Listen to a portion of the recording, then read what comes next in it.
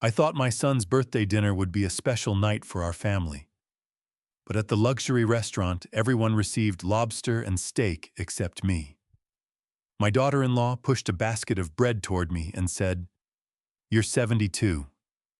You don't even have all your teeth anymore. Lobster is wasted on you."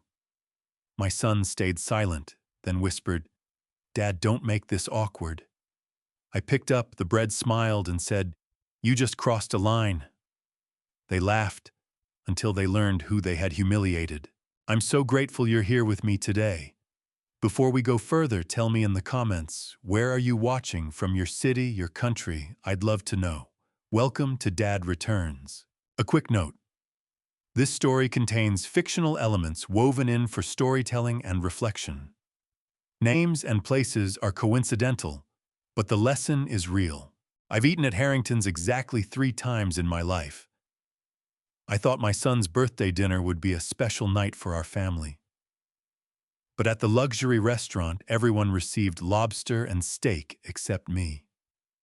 My daughter-in-law pushed a basket of bread toward me and said, "You're 72. You don't even have all your teeth anymore. Lobster is wasted on you." My son stayed silent, then whispered, "Dad, don't make this awkward." I picked up the bread, smiled, and said, "You just crossed a line." They laughed until they learned who they had humiliated. The first was the night Margaret said yes. She was wearing a blue dress, and her hands were shaking when I opened the box, and she laughed and cried at the same time, the way only Margaret could. The second was the night I signed the papers selling Carter Construction 38 years of concrete and calluses exchanged for a number that still doesn't feel real when I say it out loud. The third was the night my son handed me a bread roll and told me to be grateful for it. That September evening, David had booked the long corner table by the fireplace. White tablecloths, candles, jazz low enough that you had to lean in to hear it. The kind of place Millbrook families save for graduations and funerals with good insurance. It was Emily's birthday, and the whole family was there. Her parents, Richard and Sandra Collins, seated across from me. David and Emily beside each other like a matched set, and little Michael wedged happily between his grandmother and the breadbasket. The food arrived like a parade. Sandra Collins got the lobster, 2 pounds cracked and gleaming, the kind that costs $250 and takes 20 minutes to eat properly. Richard got the same. Emily ordered the Chilean sea bass, $48, with a side of truffle potatoes. She pointed to on the menu like she was selecting jewelry. David got a ribeye, medium rare, thick as a paperback novel. Michael got the surf and turf from the children's special menu, and his eyes went wide when the plate landed in front of him. Then the parade stopped. Nothing came for me.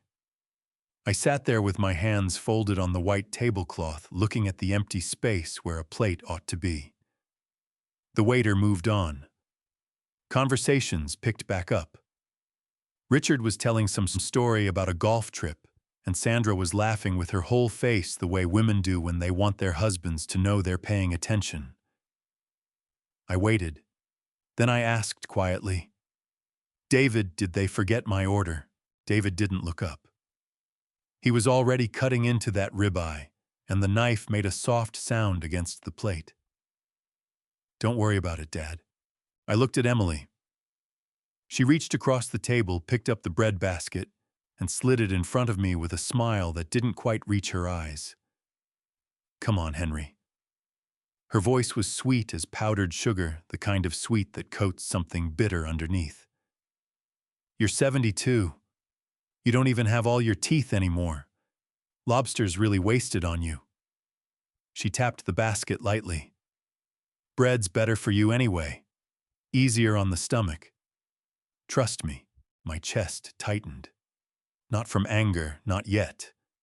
From something colder. David set down his knife, reached for his wine, and added without looking at me, "She's right, Dad. Food like this isn't really for people your age. Don't make it weird." Don't make it weird. I looked at my grandson. Michael had his fork halfway to his mouth, watching me with those big brown eyes, the same eyes his father had at 9 years old, back when David used to climb into the truck cab beside me on Saturday mornings and think riding to a job site was the greatest adventure in the world. Michael lowered his fork slowly. He looked at the bread basket. Then he looked back at me, his small forehead creased with the particular confusion of a child who understands something is wrong, but doesn't have the words for it yet. I picked up a roll, held it in both hands for a moment. Then I looked at my son who was now gesturing to the waiter for another pour of the Cabernet, and I felt something settle in my chest. Quiet, cold, deliberate. The same feeling I used to get in the early years of the business when a contractor tried to shortchange me on materials and smiled while doing it. "Noted," I said, not loud, not sharp. Just the word dropped into the space between us like a stone into still water. Emily's smile flickered. 1/2 second where the performance slipped. Then she laughed light as a bell and turned back to her mother. I ate the bread roll. I drank my water. I listened to Richard talk about the back nine at Augusta, and I watched Emily refill Sandra's wine before her own husband's, and I paid attention the way I always paid attention on a job site, quietly, completely missing nothing. When the dessert menus came around, I passed. David ordered the chocolate lava cake for the table without asking me. Michael leaned over and whispered, "Grandpa, do you want some of mine?" I squeezed his small shoulder and shook my head. "I'm fine, buddy," I told him, and he nodded, serious as a judge before going back to his spoon. The check came at the end of the night, folded inside a leather holder. Richard reached for it, looked at the total, and passed it smoothly down the table to David without a word. The kind of handoff between men who've done it before. David took it without hesitation, slid his card in, and handed it back to the waiter before I could so much as reach for my wallet. "Don't worry," David said to the table at large, straightening his jacket with the satisfied air of a man performing generosity. "I've got it." I thought about pointing out that I hadn't been offered the check in the first place. I thought about a lot of things. Instead, I helped Michael with his coat, said goodnight to Richard and Sandra, and kissed Emily on the cheek the way I always did, because old habits are hard to break even when you're standing inside a new understanding of what a person actually is. In the parking lot, the night air hit cold and clean after the candlelight and wine smell of the restaurant. I unlocked my truck, the old one, the F-150 with the dent in the rear panel I keep meaning to fix, and sat behind the wheel without starting the engine. Harrington's glowed warm through the plate glass windows. I could see the table by the fireplace, the white cloth, my family still sitting there, Richard laughing at something, Emily's hand on David's arm. They looked like a photograph. Complete. Frameable. I was already gone and the composition hadn't changed at all. I drove home with the windows down despite the cold, and I let the September air fill the cab. I wasn't thinking about the bread basket by the time I turned onto Maple Drive. I was thinking about a document, a set of papers I hadn't looked at in nearly 6 years, folded in a manila envelope at the bottom of my desk drawer. Something I signed when I sold the company. Numbers that only my attorney and my accountant had ever seen. I parked in the driveway and sat there a moment looking up at the dark house. "I'll remember this," I said to no one. Then I went inside. Margaret always said I was part rooster. 5:30 every morning, no alarm up before the birds made up their minds about the day. She used to pull the pillow over her face and groan when she heard me moving around the kitchen, and I'd bring her coffee in bed at 6 as a peace offering, and she'd sit up and take it with both hands and say, "You're insufferable, Henry Carter," and mean it as a compliment. She's been gone 5 years now. I still wake at 5:30. The coffee is still made by 6, but there's no one left to call me insufferable, and some mornings that silence sits heavier than others. The morning after the dinner at Harrington's was one of those mornings. I sat at the kitchen table with my mug looking out the window at the backyard. The oak tree Margaret planted the spring. David turned 3 was starting to turn at the edges, that deep gold red of early September, the kind that looks like the tree is burning from the outside in. 38 years of rings in that trunk. I remember the afternoon we put it in the ground, Margaret in her gardening gloves, David sitting in the dirt beside the root ball, because he wanted to help, and his version of helping at age 3 was mostly just being close. I sipped my coffee and let myself think the thought I'd been holding at arm's length the whole drive home. What would that dinner have looked like if David knew the truth about that envelope in my desk drawer? Carter Construction sold in the fall of 2019. I won't say the number not because I'm ashamed of it, but because the number isn't the point of this story. What I will say is that when you spend 38 years building something from a pickup truck and a second-hand transit mixer and you finally let it go, the amount that comes back to you has a way of being larger than most people would expect from a man who drives a dented F-150 and buys his jeans at the hardware store. I kept that number quiet. Not out of secrecy exactly. Out of a question I needed answered. Margaret had asked it first 3 months before the diagnosis took everything else away from us. She'd been sitting right here at this kitchen table watching David and Emily's car pull out of the driveway after Sunday dinner, and she'd set her mug down and said, "Henry, when you're gone and the money's with you, are they going to remember how to love you?" I told her she was being dramatic. She gave me the look she reserved for when I was being deliberately obtuse. She was right, of course. She was almost always right. I'd spent the years since the sale living carefully, not poorly, but without display. The same house, the same truck, the same clothes. I wanted to know who showed up for Henry Carter, the man, not Henry Carter, the asset. That was the experiment. That was the question.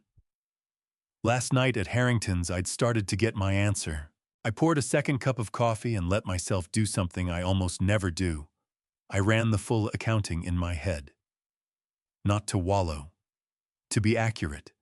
Because I'd built my career on accurate numbers and I wasn't about to stop now.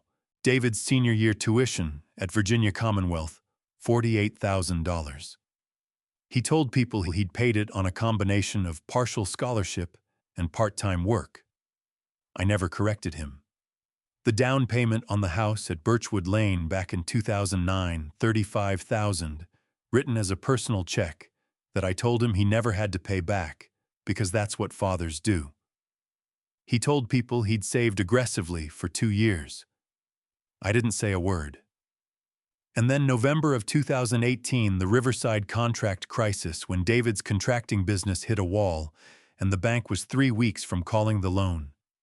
$60,000 transferred from my personal savings account on a Tuesday afternoon.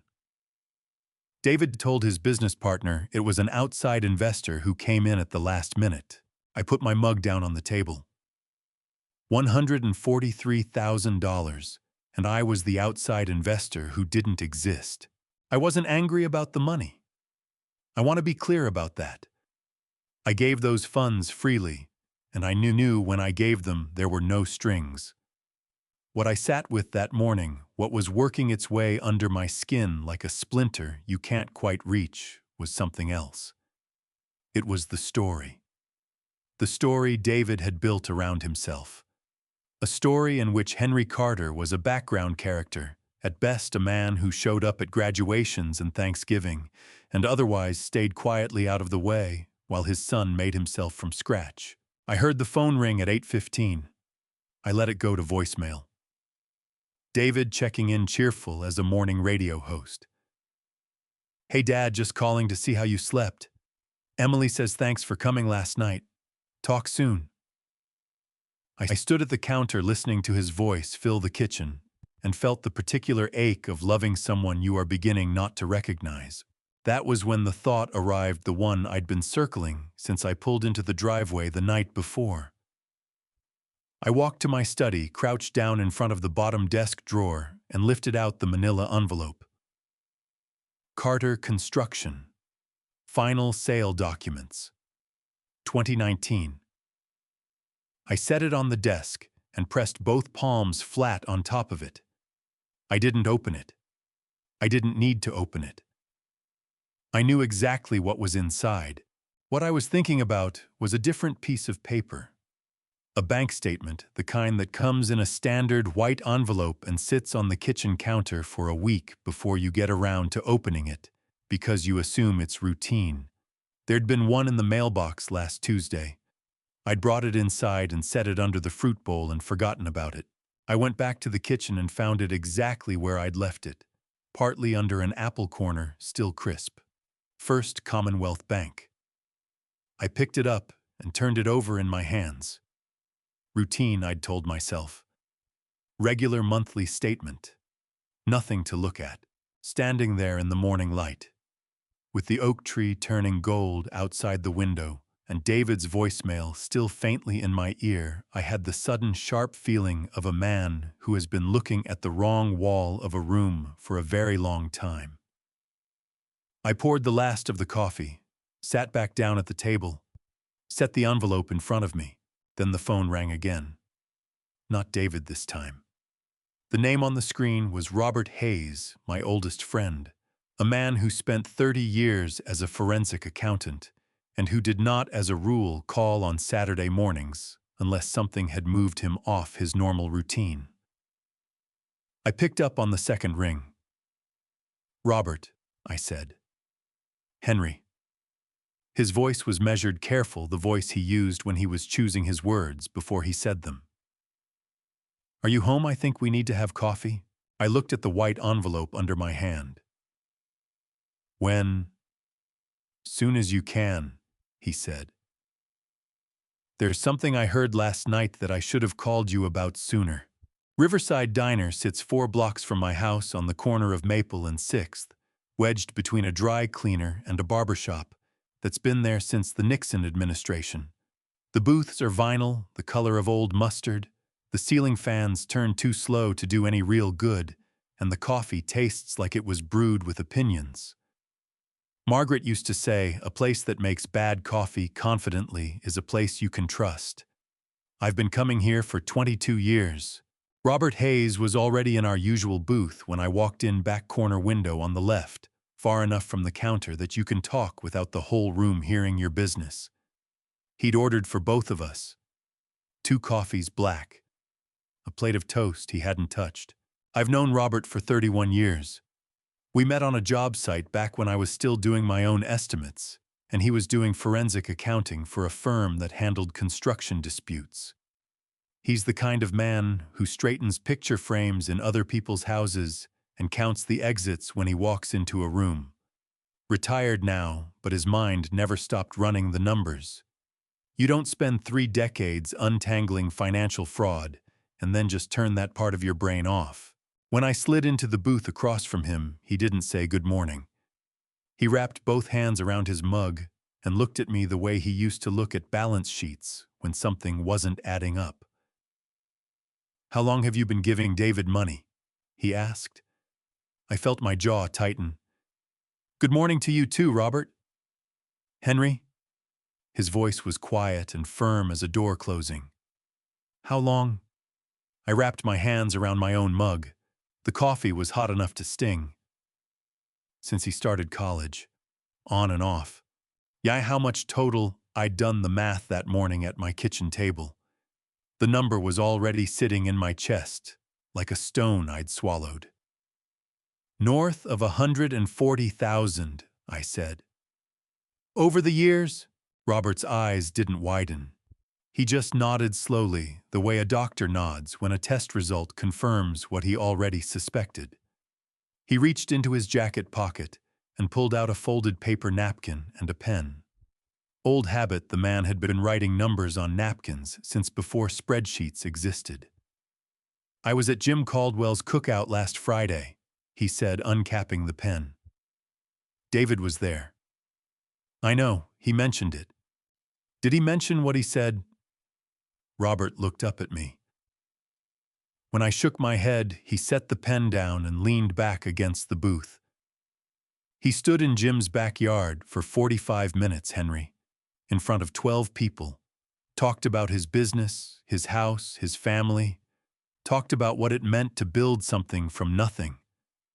Robert's voice was careful, measured like a man carrying something fragile across a room. He said, and I'm going to quote him because I want you to hear the exact words, he said, "I never took a dime from my family. Everything I have, I built myself. No handouts, no shortcuts, pure work." The coffee mug was warm under my palms. I pressed harder. The 12 people heard that, Robert said. I was one of them. And I stood there thinking about the Riverside contract, about VCU, about that Tuesday afternoon in November of 2018 when you called me and said you were wiring $60,000 to keep your son's business alive. He picked up the pen again and wrote 3 numbers on the napkin. 48, 35, 60. Drew a line underneath and wrote the sum. Then he slid it across the table. I need you to look at that number and tell me the last time David said thank you. I looked at the napkin. $143,000 in Robert's cramped accountant handwriting on a paper napkin between 2 coffee mugs. My throat went dry. The ache behind my eyes sharpened into something with edges. He didn't, I said. My voice came out rougher than I intended. I cleared my throat. He doesn't know I know how he tells the story. He knows exactly how he tells it, Henry. Robert leaned forward, his forearms on the table, his voice dropping lower. That's not forgetfulness. That's a decision. I pushed the napkin back across the table. Not because I disagreed, because I needed it not to be sitting in front of me anymore. There's something else, Robert said. He wrapped his hands back around his mug, and I noticed his knuckles were white, tighter than a man talking about a backyard cookout needed to be. I ran into Dana Whitfield at the bank Thursday morning. You know Dana, she's handled your accounts at First Commonwealth for what, 8 years? 9, I said. Why? She looked uncomfortable when your name came up. Robert met my eyes. She didn't say much. Couldn't professionally, but she said enough. He paused. She said there was an account she thought you should know about. Henry, she looked genuinely worried. Something cold moved through me, not panic, not yet. More like that particular stillness that comes right before you understand something you're not going to be able to ununderstand. What kind of account? She wouldn't say specifically. Robert's jaw tightened. But loan officers don't look worried about a man's account unless something in that account shouldn't be there. I sat with that for a moment. Outside the diner window, 6th Street was doing its Saturday morning routine, a woman pushing a stroller, 2 teenagers on bikes, a man in a yellow jacket walking a dog the size of a small horse. Normal life moving at normal speed, completely indifferent to the fact that something was shifting underneath mine. I have an envelope at home, I said finally. From First Commonwealth. Came last Tuesday. I haven't opened it. Robert looked at me steadily. Go home and open it. I was planning to. Henry? He reached across the table and put one hand briefly on my forearm, a gesture so uncharacteristic of him that it landed heavier than any words could have. Whatever's in that envelope, you don't handle it alone. You call me the minute you've read it. Promise me that. I looked at my oldest friend, the careful, measured man who'd spent his career finding the things people tried to hide inside their numbers, and I felt the first real twist of fear work its way up from somewhere below my ribs. Not for myself, for what I might find. I'll call you, I said. He nodded once and picked up his toast, and we sat together in the yellow-lit corner booth of Riverside Diner, while the morning moved past the window and the coffee went cold between us. The drive home from Riverside Diner takes 4 minutes. I know because I've made it 1,000 times. Left on 6th, right on Maple, third house, past the elm with the crooked branch. I could do it in my sleep and have once or twice in the years, right after Margaret died, when the grief sat so heavy that I moved through days like a man underwater. That Saturday I drove it slowly, not because of traffic, because I wasn't sure I was ready for what was sitting on my kitchen counter under the fruit bowl. The envelope was exactly where I'd left it. White standard size First Commonwealth Bank printed in the upper left corner in blue ink. My name in the window. Henry James Carter, 14. Maple Drive, Richmond, Virginia. Nothing about it looked unusual. That was the thing about the envelopes that change your life, they never do. I set my keys on the hook by the door. I washed my hands at the kitchen sink, which is something I do when I need a moment to think without looking like I'm stalling. Then I sat down at the kitchen table, picked up the envelope, and used the letter opener Margaret kept in the ceramic cup on the counter, the one shaped like an old milk jug, painted blue, that Michael gave her for Mother's Day when he was 5. I pulled out the statement and unfolded it. The first page was routine account summary, contact information, branch details. I turned to page 2. Standard transaction register, the kind I'd read every month for 9 years without a second thought. My checking account, my savings account, the small certificate of deposit I rolled over every 18 months. Then I turned to page 3. Loan account number 7741CR. I read aloud to the empty kitchen. Balance outstanding $90,000. Primary borrower Henry James Carter. I read it again, then a third time. $90,000. A loan account in my name. A balance I had never agreed to carry on an account I had never walked into a bank and opened. My hands didn't shake. I want to be clear about that, not because I'm proud of the steadiness, but because what I felt in that moment wasn't the kind of thing that comes out through your hands. It went the other direction. It went inward, down into the chest, the way a cold front moves through before a storm. Everything on the surface went very still. I looked at the account details. Date opened March 14, 2023. I stared at that date. March 2023. I was 6 weeks out from knee replacement surgery that March, moving around the house on a walker, my right leg wrapped in a compression sleeve, taking pain medication that made the edges of things soft and unreliable. David and Emily had been coming by regularly, bringing food, helping with the mail, making sure I wasn't trying to do things I shouldn't. Emily had brought paperwork. I remembered that clearly, suddenly, the way you remember something that seemed small at the time and only reveals its weight later. She'd said it was insurance-related. Supplemental coverage, she said, given my age and the surgery. She'd been organized about it, pages flagged with those little sticky arrows showing me where to sign, explaining each form in that smooth, patient voice of hers. I'd signed. I hadn't read every page.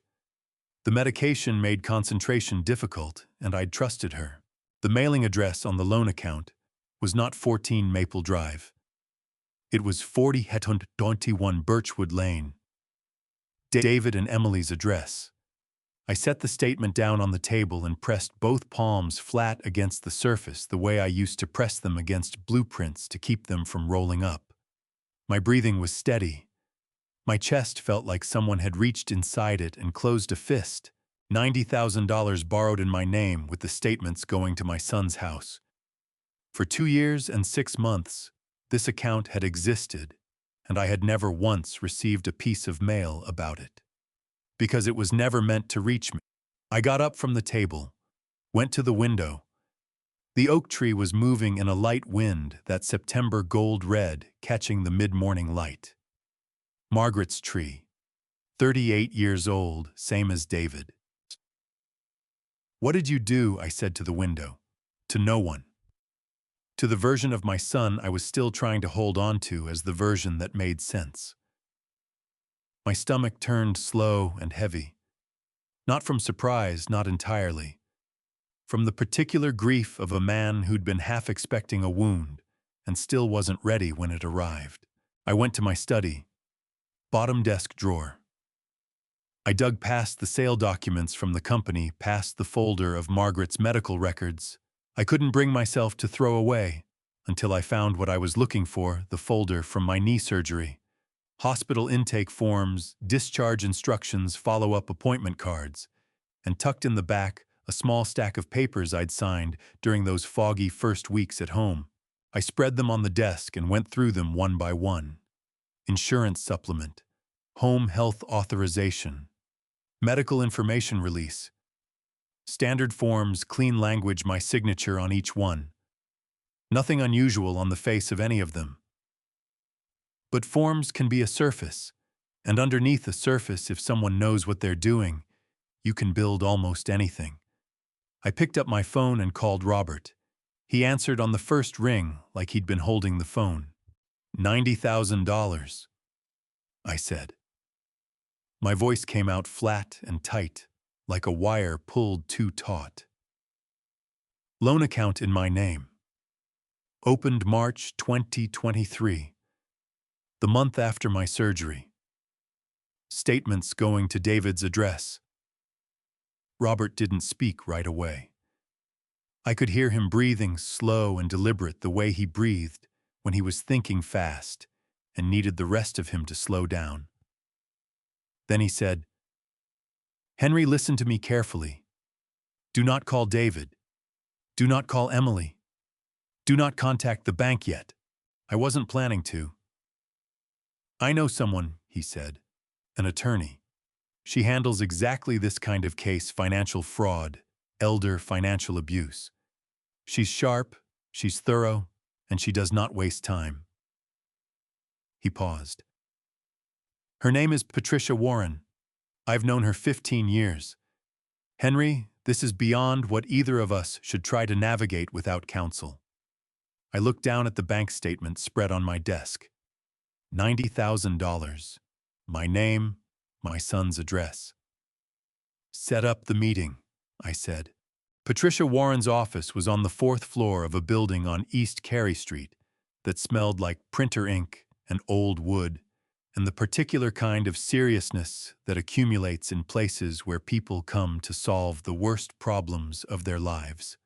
Robert had called her Sunday evening. She'd made time for us Monday morning at 8 before her regular appointment started, which told me something about how she'd assessed the situation from Robert's description alone. She was in her mid-50s, with silver-streaked hair pulled back cleanly and reading glasses on a chain around her neck. She shook my hand with a grip that meant business and gestured to the chairs across from her desk without any of the softening preamble that people sometimes use when they're about to deliver bad news. I appreciated that. I've never been a man who needed cushioning. "Robert gave me the broad strokes," she said, settling into her chair and opening a legal pad. "But I want to hear it from you, Mr. Carter. Start from the beginning." So I did. The dinner at Harrington's Roberts called the envelope from First Commonwealth. I told her about the loan account number 7741CR, $90,000 opened in my name in March of 2023 while I was recovering from knee surgery, with statements routed to my son's address on Birchwood Lane. I told her about Emily bringing paperwork to sign during those weeks when the pain medication kept the edges of everything soft. I set the bank statement on her desk and slid it across. Patricia picked it up, read it twice, and set it back down with the deliberate care of someone who'd trained herself not to react to things until she'd finished processing them. "Do you have any documentation of the funds you've provided your son over the years?" she asked. "Receipts, bank transfers, written agreements." The question landed in my chest like a stone dropped down a well. "No," I said. The word tasted like ash. "I wrote checks, handed over cash a couple of times. I never asked him to sign anything." I looked down at my hands spread flat on my knees. He was my son. I trusted him. Patricia wrote something on her legal pad. She didn't look up when she said, "Mr. Carter, in my experience, that's the most common sentence I hear in cases like yours." She set the pen down and looked at me directly. "What you've described, an account opened in your name without your knowledge or consent with correspondence deliberately redirected so you'd never see it, that constitutes identity fraud under Virginia law. And given your age and your relationship to the person who appears to have opened the account, it also falls under elder financial abuse, which is a separate criminal statute in this state." She paused to let that settle. "Both are serious. Both carry real legal consequences for the person responsible." Robert shifted in the chair beside me. I kept my eyes on Patricia. "What I need from you," she continued, "is everything you can give me. The bank statement, the surgery records from March 2023, any paperwork you signed during your recovery that you still have copies of. And I'll need to formally request the account opening documents from First Commonwealth, specifically the application and signature page." She leaned forward slightly. "The signature page is going to tell us a great deal. You think the signature is forged?" I said. It wasn't a question. Patricia held my gaze. "I think it's worth a very close look." I felt the air go out of my lungs slowly. The office suddenly felt very small. Outside the window, East Carey Street was moving through its Monday morning delivery trucks. People with coffee cups, pigeons doing pigeon things on the ledge across the street. The ordinary world carrying on. "Mr. Carter." Patricia said, her voice dropping a register, gentler now, but not soft. The voice of someone who respected the weight of what she was about to say. "I need to ask you something, and I need you to think carefully before you answer." She folded her hands on the desk. "Do you have reason to believe your son was aware of this account?" My jaw tightened so hard I felt it in my back teeth. The Riverside contract. November 2018. $60,000 on a Tuesday afternoon to keep David's business breathing. The story he told at Jim Caldwell's cookout. "Everything I have, I built myself." "Yes," I said. My voice came out rough and low. I believe he knew. Something moved behind Patricia's eyes, not surprise, not pity. Recognition. The look of a woman who'd heard this particular answer before, and understood exactly what it cost a man to say it out loud for the first time. "All right," she said. She uncapped her pen again. "Then let's figure out what we're going to do about it." We spent another hour in that office. Patricia walked Robert and me through the process, what she'd request from the bank, what the timeline for a fraud investigation typically looked like, what our options were depending on what the signature page showed. She was precise and thorough, and she didn't dress anything up. I sat in that chair and felt something I hadn't expected to feel: steadiness. The particular steadiness of a man who has finally stopped circling a problem and started walking directly toward it. On the way out in the elevator, Robert looked at me. "You okay?" My throat was still tight. My eyes burned in the way they do when you've been holding something in for too long and your body starts trying to release it against your will. "Not yet," I said honestly, "but I will be." He nodded and didn't push it. That's the thing about Robert. He knows when to talk and when to just stand next to a man.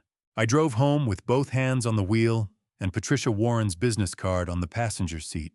Somewhere around the Belvedere Street intersection, my phone rang through the truck speakers. "David." I let it ring through. Then the voicemail notification came, and I turned up the radio instead and drove the rest of the way home with Merle Haggard filling the cab, because some days you need a voice that understands hard weather. They came on a Wednesday afternoon, and the fruit basket was my first clue. In 38 years of marriage, Margaret received exactly 2 fruit baskets, one from the hospital after her sister's surgery, one from a contractor who'd made an error on a bid and wanted to soften the conversation. Both times the basket arrived before the difficult thing. Emily set hers on my kitchen counter with a bright smile and a comment about how she'd picked it up at that nice market on Grove Avenue. And I thanked her, and I thought, here comes the difficult thing. David looked good, pressed shirt, new shoes, the kind of put-together that takes effort in a way that casual doesn't. He moved through my front hallway with his hands in his pockets, and I noticed his eyes making a slow pass around the room, the way a man's eyes move when he's assessing something. Not admiring, assessing, counting square footage, noting the condition of the baseboards. Emily had already wandered toward the back of the house, heels quiet on the hardwood. "I always forget how much natural light you get in here, Henry," she called from the direction of the back hallway. "These windows are just lovely." She was looking at the window frames, not the light. "Sit down," I said to David. "I'll put coffee on." "Don't bother on our account, Dad. I'm making it for me," I said pleasantly. "You can have some if you want." I made the coffee slowly. 4 minutes from grind to pour, the same way I've made it every morning for 30 years. David sat at the kitchen table. Emily drifted back in and settled into the chair across from him, setting a glossy trifold brochure on the table between them, with the practiced casualness of someone placing a card they've been holding since before they sat down. Sunrise Senior Living, Charlottesville, Virginia. Full-color photographs of smiling people in their 70s eating lunch in a sunlit room that looked nothing like any lunchroom I'd ever seen.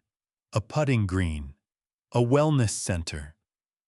A phrase on the front panel that read, "Where every day feels like home." "We've been thinking," Emily began. She had a voice designed for these conversations, warm, reasonable, the kind of voice that makes unreasonable things sound like obvious good sense. "This house is a wonderful place, Henry. It really is. But it's a lot of upkeep for one person." David leaned forward, elbows on the table. "And the market right now, dad houses in this neighborhood are moving fast. You could get a great price. Something that would set you up really comfortably for the rest of your—" He stopped himself just short of the word. "For the long term." I poured my coffee, added nothing to it, set the pot back on the burner and turned around to face them. "How much?" I asked. Emily blinked. "How much what?" "How much does Sunrise cost per month?" She reached for the brochure and opened it to the back panel with the efficiency of someone who'd already read it twice. "The standard suite starts at $4,800 a month, but the amenities are really—" "And whatever the house sells for," I said, settling into my chair across from them. "After covering Sunrise, what happens to the remainder?" David's jaw moved. He looked at Emily. Emily looked back at him with an expression so brief and so controlled that you'd have missed it if you weren't already watching for it. Less than a second. An entire conversation in less than a second. "We'd help you manage it," Emily said. Her smile returned smooth as paint. "So you wouldn't have to worry about the details. You could just focus on enjoying—" "So you help me manage it," I repeated. I kept my voice the same temperature as the room. "That's a generous offer." "We just want what's best for you," David said. He reached across the table and put his hand over mine, and I felt his fingers pressed down with the particular warmth of a man who believes what he's saying, and the particular confidence of a man who doesn't see why the other person wouldn't go along. "You work hard your whole life, Dad. You deserve to rest, to let us take care of things." I looked at my son's hand on mine. The same hand I'd held crossing parking lots when he was 4. The same hand I'd gripped at Margaret's funeral when he'd stood beside me at the grave and cried in the open, honest way that young men cry before they learn to be careful about it. My chest ached with something that had no clean name: love and grief, and the specific pain of watching someone you raised become someone you don't fully recognize. "Let me think about it," I said. I turned my hand over and gave his a brief squeeze, the way you close a conversation without closing a door. Emily nodded, satisfied. David leaned back and some of the tension went out of his shoulders. They thought the squeeze meant yes. I let them think it. After they left, I stood at the kitchen window and watched David's car back out of the driveway. Emily was already on her phone before the car reached the street, her head bent, thumb moving. I watched until the car turned the corner and disappeared. Then I went to the counter, picked up the Sunrise Senior Living brochure and turned it over in my hands. $4,800 a month. Management of the remainder. Everything so thoughtfully arranged. I set the brochure down, picked up my phone, called Patricia Warren. She answered on the second ring. "Mr. Carter." "They came today," I said. "David and Emily. They want me to sell the house and move to a senior living facility in Charlottesville. Emily offered to manage whatever money is left after the fees." A beat of quiet on Patricia's end. Not hesitation, just the sound of someone adding information to a picture they're already assembling. "Did they bring any paperwork?" "A brochure, nothing to sign yet." "They will," Patricia said.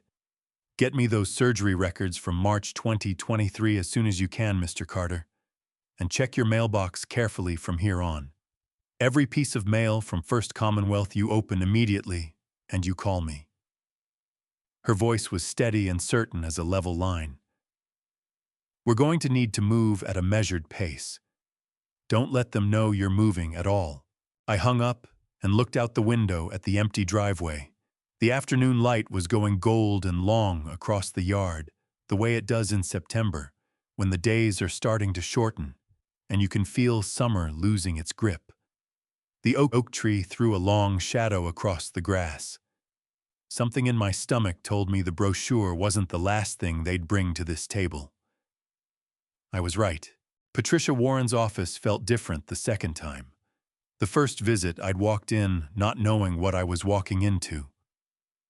That Monday morning, everything was still half-formed.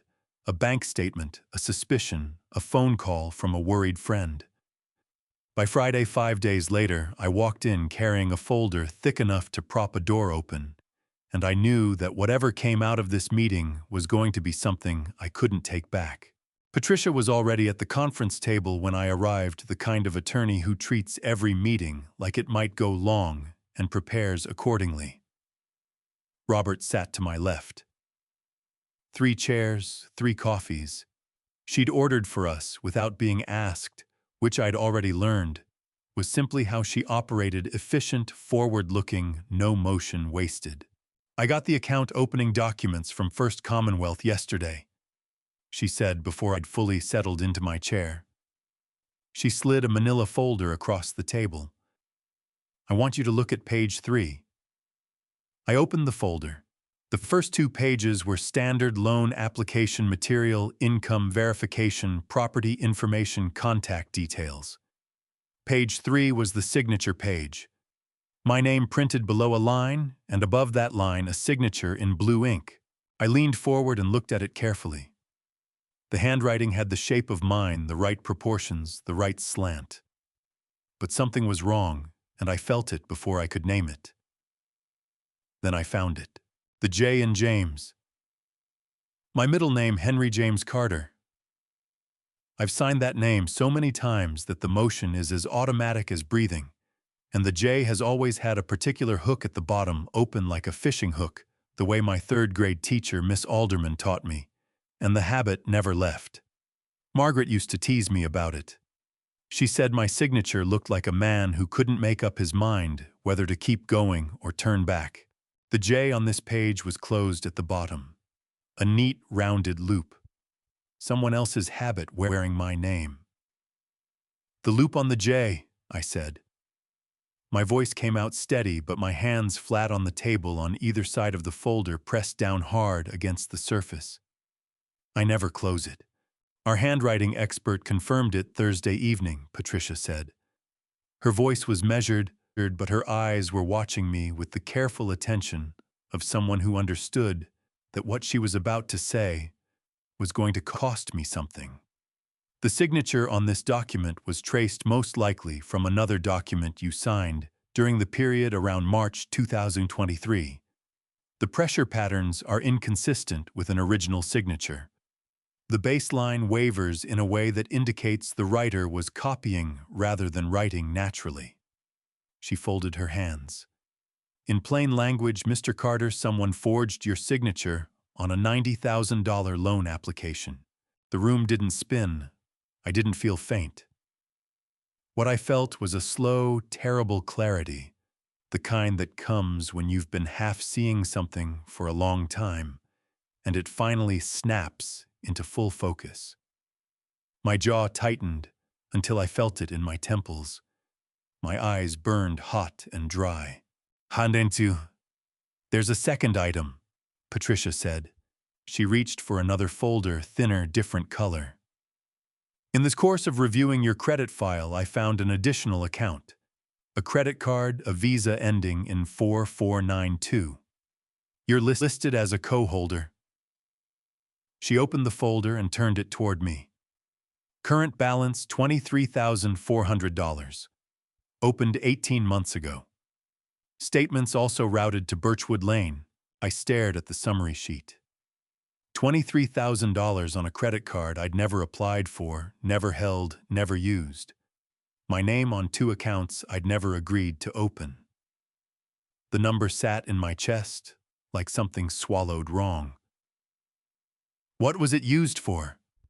Robert asked. His voice was controlled, but his jaw was working the way it does when he's containing something. Patricia turned to the transaction summary.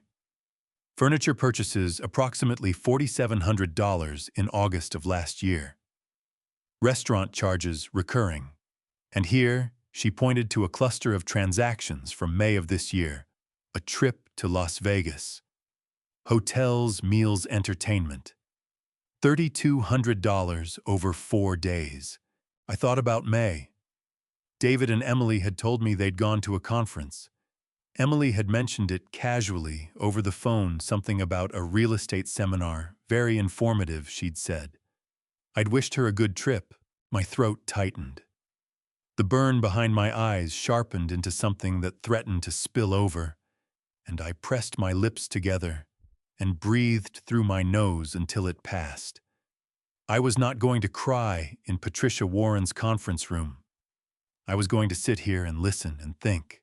There's one more line item I want you to see, Patricia said quietly. She moved her finger down the transaction list and stopped. September 5th of this year. Harrington's Steakhouse. $847.40. The dinner. Emily's birthday. Lobster for the Collins family. Ribeye for David. The breadbasket slid across the white tablecloth in front of me, while my son told me the food wasn't for people my age. $847 charged to a card wearing my name. I stood up from the table. Not because I planned to, my body just made the decision before my mind caught up. I walked to the window and looked down at East Carey Street 4 floors below. My hands found the windowsill and gripped it, knuckles going white. Mr. Carter, Patricia said. She didn't try to fill the space with reassurance. She just said my name, steady as a hand on a shoulder. I'm all right, I said to the window. My voice cracked on the last word, and I cleared my throat hard. Give me a moment. I stood there and breathed. Down on East Carey Street, a woman was walking a yellow lab, and the dog kept stopping to investigate something in the gutter. And she kept tugging gently at the leash, and the whole small scene was so ordinary that it helped. Sometimes ordinary is the only anchor available. I turned back to the room. What are my options? I asked. Patricia didn't hesitate. She'd had them ready. 3 paths, she said. We can pursue this civilly, a lawsuit seeking recovery of funds. We can pursue it criminally, file a formal report with law enforcement naming the responsible parties. Or we can pursue a combined approach, using the threat of criminal action to negotiate a private resolution. She looked at me steadily. Each path has different timelines, different costs and different outcomes. Which one gets my name cleanest? I asked. Both accounts closed, both balances off my record, my credit restored. Patricia held my gaze for a long moment. The path that requires you to file a formal complaint and name David Carter as the responsible party. The name out loud in that room, in that context. My son's name. The boy who used to fall asleep in the truck on the way home from job sites, head against the window, baseball cap tipped forward. Give me the weekend, I said. Patricia nodded and capped her pen, and that was that. My phone buzzed on the drive home. A text from Michael.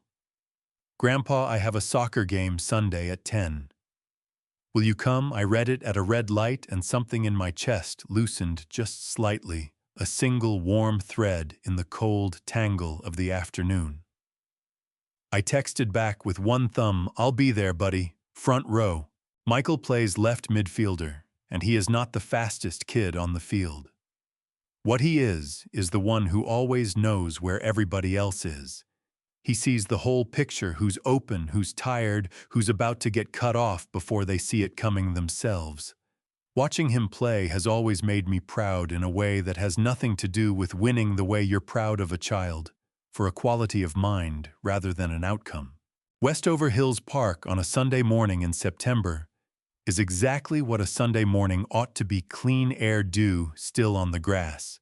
Parents with coffee thermoses lined up along the sideline bleachers.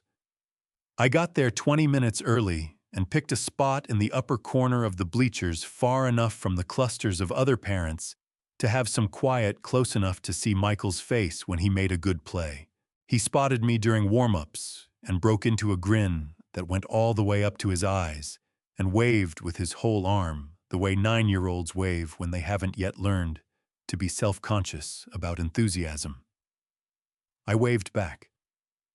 My chest felt full in a way it hadn't all week. David hadn't come. Emily told me when I arrived he had a work call she said couldn't be helped. She was in jeans and a North Face vest, sunglasses up on her head, looking the part of a soccer mom so completely that for a moment I almost forgot what I'd been carrying since Friday. Almost. She sat 2 rows below me on the bleachers. We'd exchanged the standard pleasantries, the weather, Michael's new cleats, whether the concession stand had opened yet. Normal things. Family things. The kind of conversation that would look perfectly fine from the outside. The first half was good. Michael set up a goal in the 22nd minute with a clean cross from the left side, and I was on my feet before I knew it, one hand cupped around my mouth. That's my grandson. The parents around me laughed. I didn't care. Let them laugh. A man doesn't get enough moments like that one. At halftime, the boys gathered around their coach on the far side of the field. Parents stretched their legs, refilled thermoses, checked their phones. Emily stood up from the bleachers and moved to the far end of the row, the end that was, I'd thought, empty. She turned away from the field toward the parking lot and put her phone to her ear. I was reaching into my jacket pocket for my own phone when the wind shifted. That's the only way I can explain it. The wind changed direction just enough to carry her voice back along the bleachers toward me. She was 20 feet away, turned, speaking in the lowered tone people use when they think they're out of earshot. I didn't move. I kept my eyes on the field, and I listened. The appraisal came back, she said. 680,000. A pause. Yes, that's higher than we projected. No, he hasn't signed anything, but he will. David's handling his side of it. Another pause longer. The attorney said once the property transfer goes through, the trust structure gives us full management authority. Michael's name on the beneficiary line makes the whole thing cleaner from a tax perspective. Her voice was low, smooth, confident, the voice of a woman reporting progress on a project she'd been managing for a long time. We just need him to sign before he talks to anyone else about it. Before he talks to anyone else about it. My hand closed around the metal edge of the bleacher seat. Closed and held. The cold of the metal bit into my palm, and I let it. $680,000. My house. Margaret's house.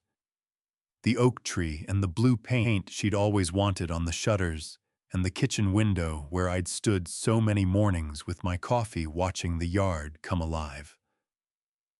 All of it reduced to a line in Emily's phone call: the trust structure, the management authority, Michael's name making things cleaner from a tax perspective.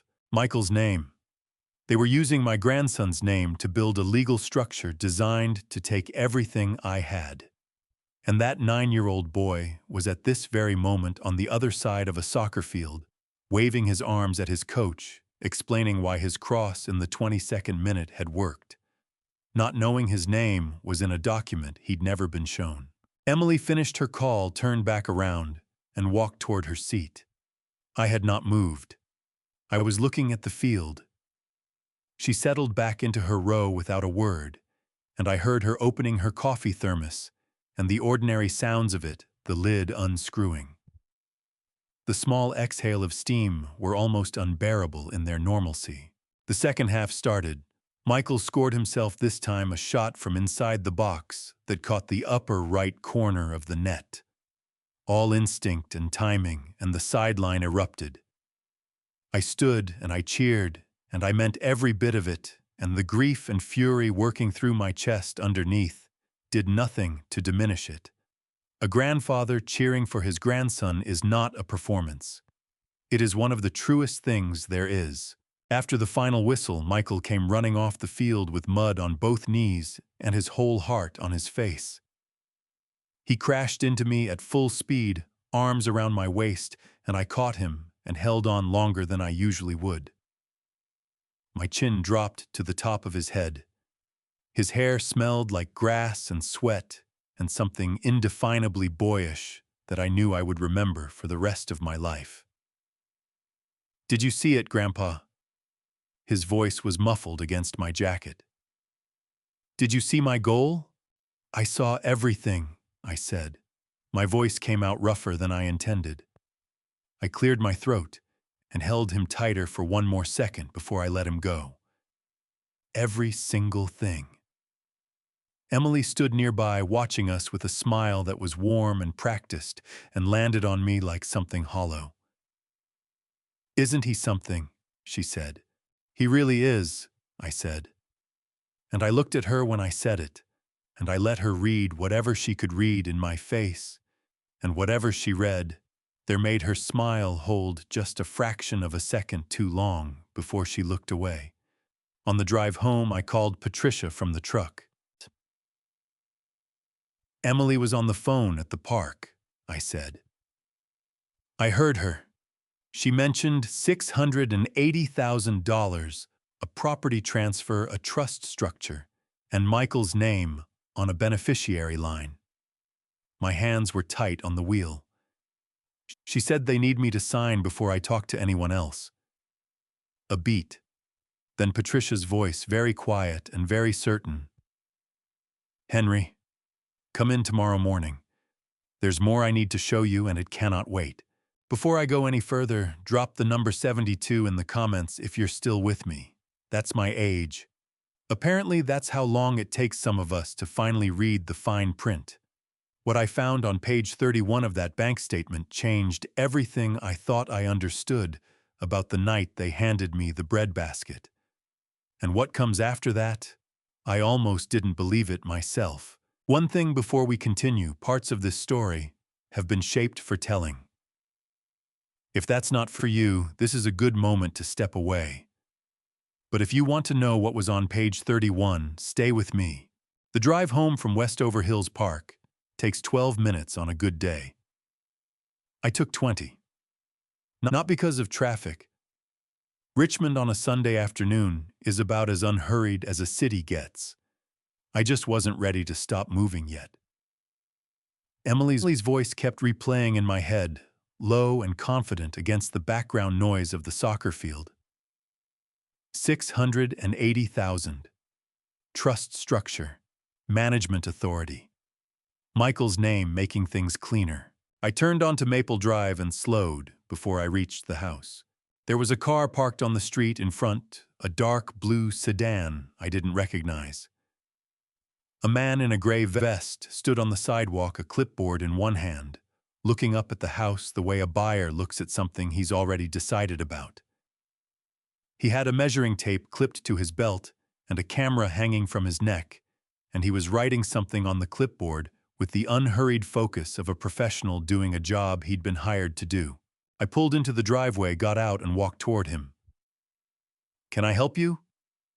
He turned, extended his hand. "Gary Perkins from Crestview Property Services. I was contacted about a preliminary appraisal for this property."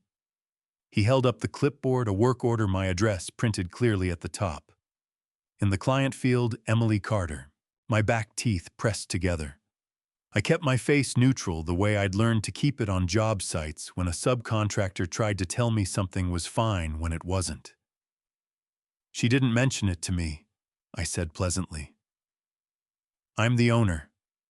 Gary Perkins had the look of a man who'd stumbled into a domestic situation he hadn't been briefed on. To his credit, he didn't fumble. "I can reschedule if this isn't a good time, sir. I've only done the exterior walk so far." "Come inside," I said. "I'll show you the property myself." I walked Gary Perkins through every room of that house. 38 years of living in those walls, Margaret's kitchen with the window she loved. The study where I'd drawn plans for half the buildings in Richmond. The back bedroom where David had slept as a boy with his baseball trophies lined up on the shelf. Gary measured and photographed and wrote his notes, and I walked beside him and watched him read the bones of my house the way I'd once read the bones of buildings I was hired to build. When we got to the backyard, he stopped at the oak tree.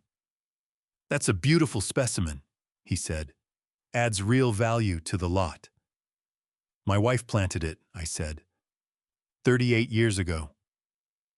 Gary Perkins wrote something on his clipboard. I didn't ask what. After he left, I stood in the kitchen and put both hands flat on the counter and breathed. Then I went to the study, opened my laptop, and found the email Patricia's office had sent me Thursday, a PDF attachment labeled Account 4/92 Transaction Summary. I downloaded it, but hadn't opened it yet. I opened it now. 41 pages of transactions. I started from the beginning and read every line. The furniture charges I already knew about from Patricia's summary.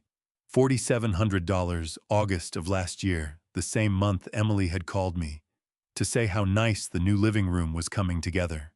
Restaurant charges recurring, the kind of steady, comfortable spending that belongs to people who aren't watching their budget because they don't have to. A spa visit in March. 2 pairs of shoes from a boutique downtown in April. Airline tickets in May for the Las Vegas trip. And then on page 31, a charge I had to read 3 times before I believed it. Harrington's Steakhouse. September 5th. $847.40. I sat back in my chair and stared at the number until it stopped looking like a number and started looking like what it was. He had paid for my breadbasket with my own money. My hand moved to the phone before I'd consciously decided to pick it up. I called Robert. "Gary Perkins from Crestview Property Services was outside my house today," I said when he answered. "Emily hired him for a preliminary appraisal. He'd already done the exterior when I got home." Robert's exhale was sharp. "She's moving faster than I expected." "So am I," I said. Robert, I read through the full transaction summary on the secondary account. 41 pages. The Harrington's charge is on page 31. I stopped, swallowed. They paid for the dinner with my money, the breadbasket and everything else. A long beat on Robert's end. When he spoke, his voice was tight and careful, the voice of a man choosing not to say the first thing that came to mind. Henry, are you all right? No, I said honestly. But I'm clear-headed. There's a difference. Then Patricia called on the other line. I told Robert I'd call him back and switched over.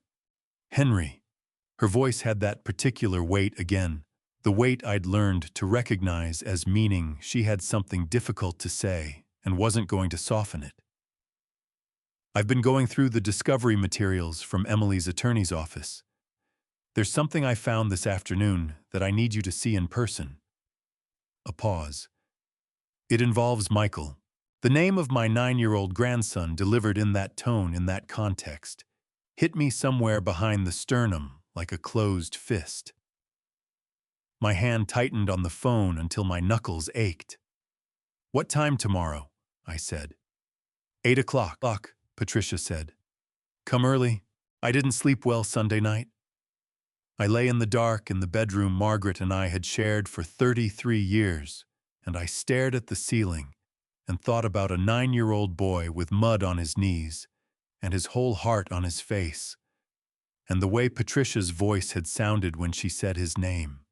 By 4:30, I gave up on sleep entirely, made coffee, and sat at the kitchen table watching the October darkness outside the window go slowly gray. Patricia's office at 8 in the morning had a different quality than it did later in the day, quieter, more serious. The way hospitals feel in the early hours before the daytime noise fills them up. She was already at the conference table when Robert and I arrived. The documents were laid out in front of her in 3 separate stacks, ordered and labeled the way she always prepared for a meeting she'd been thinking about since the night before. She didn't open with pleasantries. She pulled the center stack toward her and turned it so I could read the header on the top page.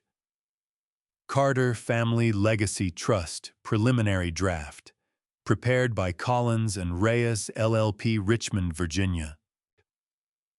Collins and Reyes is Emily's attorney, Patricia said. This document came to us through materials shared by Emily's attorney during preliminary discussions, specifically because it references the same fraudulent accounts we've already identified, which gave us grounds to request a full copy. She looked at me over her reading glasses. I want to walk you through it carefully, because some of what's in here is going to be hard to hear. Go ahead, I said. My hands were folded on the table. I could feel my pulse in my palms. The trust is structured as what's called a family legacy trust, Patricia began. On paper, it's a legitimate estate planning vehicle. The stated purpose is to hold and manage assets for the benefit of future generations. She turned to page 4. The grantor, the person whose assets go into the trust, is listed here as Henry James Carter. She let that sit for a moment. You never signed this document, Henry. This is a draft Emily's attorney prepared in anticipation of getting your signature. Robert leaned forward in his chair, jaw tight. What assets are they planning to put in? The Maple Drive property valued at $680,000. The primary savings account at First Commonwealth. And Patricia turned to page 7. A catch-all clause that includes, quote, all other assets owned solely or jointly by the grantor at the time of transfer. She looked up. In plain terms, everything you own. My throat tightened. I pressed my lips together and breathed carefully through my nose. Hatuin. The trustees, the people who would control and manage everything in the trust, are listed as David Allen Carter and Emily Rose Carter. Patricia's voice was steady, precise, each word placed deliberately. They would have full management authority over every asset from the moment you sign. You would receive a monthly allowance determined at the trustee's discretion. She paused. At their discretion, Henry. Not a fixed amount. Whatever they decide month to month. The word allowance landed in my chest like something cold and heavy. I had paid salaries to 200 men. I had signed contracts worth more than most people see in a lifetime. And now there was a document drafted in an office across town by an attorney I'd never met that proposed to reduce me to a man waiting on a monthly allowance from my son and his wife. And Michael, my voice came out low and rough. Where does he come in? Patricia turned to page 9. Michael David Carter is listed as the sole beneficiary of the trust. Meaning on paper, all of this is being done for him to preserve and grow the assets until he reaches age 25. She set the page down and looked at me directly. Henry, I want to be very clear about what this means in practice. Michael's name on that beneficiary line does two things. It makes the trust appear altruistic, a grandfather protecting his grandson's future. And it creates a legal structure in which David and Emily control everything indefinitely because the assets stay in the trust until Michael is 25, and they manage it the entire time. Michael doesn't know, I said. It wasn't a question. The certainty of it sat in my chest like lead. No, Patricia said. He doesn't. He's 9 years old, and his name is in a legal document he's never been shown designed to transfer his grandfather's assets to his parents' control. The burn behind my eyes started then, slow, building the kind that comes when something hits you, not in the mind, but somewhere deeper and older. I thought about Michael at the soccer field the day before, the way he'd crashed into me after the final whistle, muddy and breathless, and completely unaware that his name had been used as a tool in a plan he knew nothing about. That child who loved me without conditions or calculations, who called me on Tuesday nights just to tell me about his science test, his name in a document serving a purpose he would be ashamed of if he ever understood it. I stood up from the table, walked to the window. The October sky over East Carey Street was low and gray, the kind of sky that doesn't commit to anything. What do? I asked the window. My voice cracked on the last word, and I didn't try to smooth it over. You fight, Patricia said. Her voice was quiet, but it had iron in it. And you do it right. I heard her set her pen down on the table. I need your answer today, Henry. Not about the how far. Because the path that gets your name off those accounts, and Michael's name out of that document, requires a formal complaint. It requires naming David and Emily explicitly. She paused. Once I file, there's no quiet version of this anymore. I stood at that window for a long moment. I thought about the breadbasket. I thought about the forged J in my signature. I thought about a 9-year-old boy who shook my hand solemnly after his soccer game and asked if we could have breakfast next Sunday. I turned around. All the way, I said. My voice was steady. But we do it right. No gaps. No mistakes they can use to turn this around. Patricia picked up her pen. Then let's get to work. David called on Tuesday evening, 3 days after Patricia and I had laid out our plan. His voice was warm, easy, the kind of easy that takes effort to produce the voice of a man who has decided the best move is to act like nothing has changed. Hey, Dad. Emily and I were thinking come over Saturday for dinner. Just family. Michael's been asking about you. Michael had been asking about me. I held that sentence for a moment, turned it over. Saturday works, I said. What time? I drove to Birchwood Lane that Saturday, with a bottle of Cabernet I'd been saving for no particular reason, which felt like the right thing to bring to a dinner I was attending for reasons I couldn't say out loud. The neighborhood looked the same as always: well-kept yards, clean driveways, the particular tidiness of a street where people care about what their neighbors see. I'd helped David pick this neighborhood 16 years ago. I knew the school district ratings and the flood zone maps and the HOA rules before he'd signed a single piece of paper. He'd never mentioned that part to anyone either. Emily answered the door in a linen blouse, smiling the way she always smiled. Warm, practiced landing, just a half-second too late to be entirely natural. She took the wine and complimented it, and led me through the front hallway into the living room. And that's where I stopped. The sofa was new. Deep charcoal gray, clean lines, the kind of piece that belongs in a magazine spread about tasteful modern interiors. I knew that sofa. Page 12 of the transaction summary, August of last year. $4,700. Riverside Home Furnishings on West Broad Street. New couch, I said, keeping my voice light. Emily ran her hand along the back of it, with the proprietary pleasure of someone showing off something they're proud of. We've had it almost a year now. Isn't it beautiful? We found it at this wonderful little place on West Broad. Jim Holloway and wife Ruth Holloway were already seated at the dining table when I came in. Jim is the younger brother of my late brother-in-law, which makes him family in the loose, reliable way of people who show up at funerals and graduations and otherwise give you your space. He's in his mid-60s, retired from the post office, a man who says what he thinks and means it without cruelty. Ruth, his wife, taught middle school English for 30 years and has the patience and the steel of someone who spent 3 decades managing 12-year-olds. Jim stood when I walked in, shook my hand with both of his, and said, "Henry, good to see you. You're looking well." His eyes were warm, but there was something careful in them, the look of a man who'd been told something and was now measuring it against the person standing in front of him.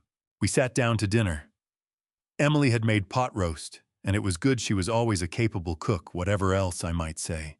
David opened the Cabernet, poured for everyone, and settled into the head of table role the way he always did in his own house, comfortable and sure of himself. Halfway through the meal, Jim set down his fork and looked at me with the directness that is either his best quality or his most inconvenient one, depending on the moment. "Henry, I heard you might be thinking about selling the house. Good timing with the market the way it is." I felt David at the other end of the table go very slightly still. He didn't look up from his plate. He reached for his wine instead. "Where did you hear that?" I asked Jim pleasantly. Jim glanced at David, just briefly, just enough. "David mentioned you'd been thinking about it. Said the place was getting to be a lot to manage alone." He spread his hands. "Makes sense at a certain point." Ruth added, nodding gently. "David said you'd been feeling a bit overwhelmed. It's nothing to be ashamed of, Henry. A big house by yourself." David said that. I picked up my wine glass and looked across the table at my son. He was cutting his pot roast with careful attention. His jaw set, his eyes on his plate. "Huh," I said. Just that. Just the word set down lightly in the middle of the table. David looked up then. His eyes met mine for exactly the length of time it takes a man to realize he's been caught in something and decide how to respond. Then he picked up his wine and said, "I'm just looking out for you, Dad." "I know you are," I said warmly. And I smiled at him. And the smile was completely genuine because what I felt in that moment wasn't anger. It was the particular sorrowful clarity of a man who can finally see the whole room.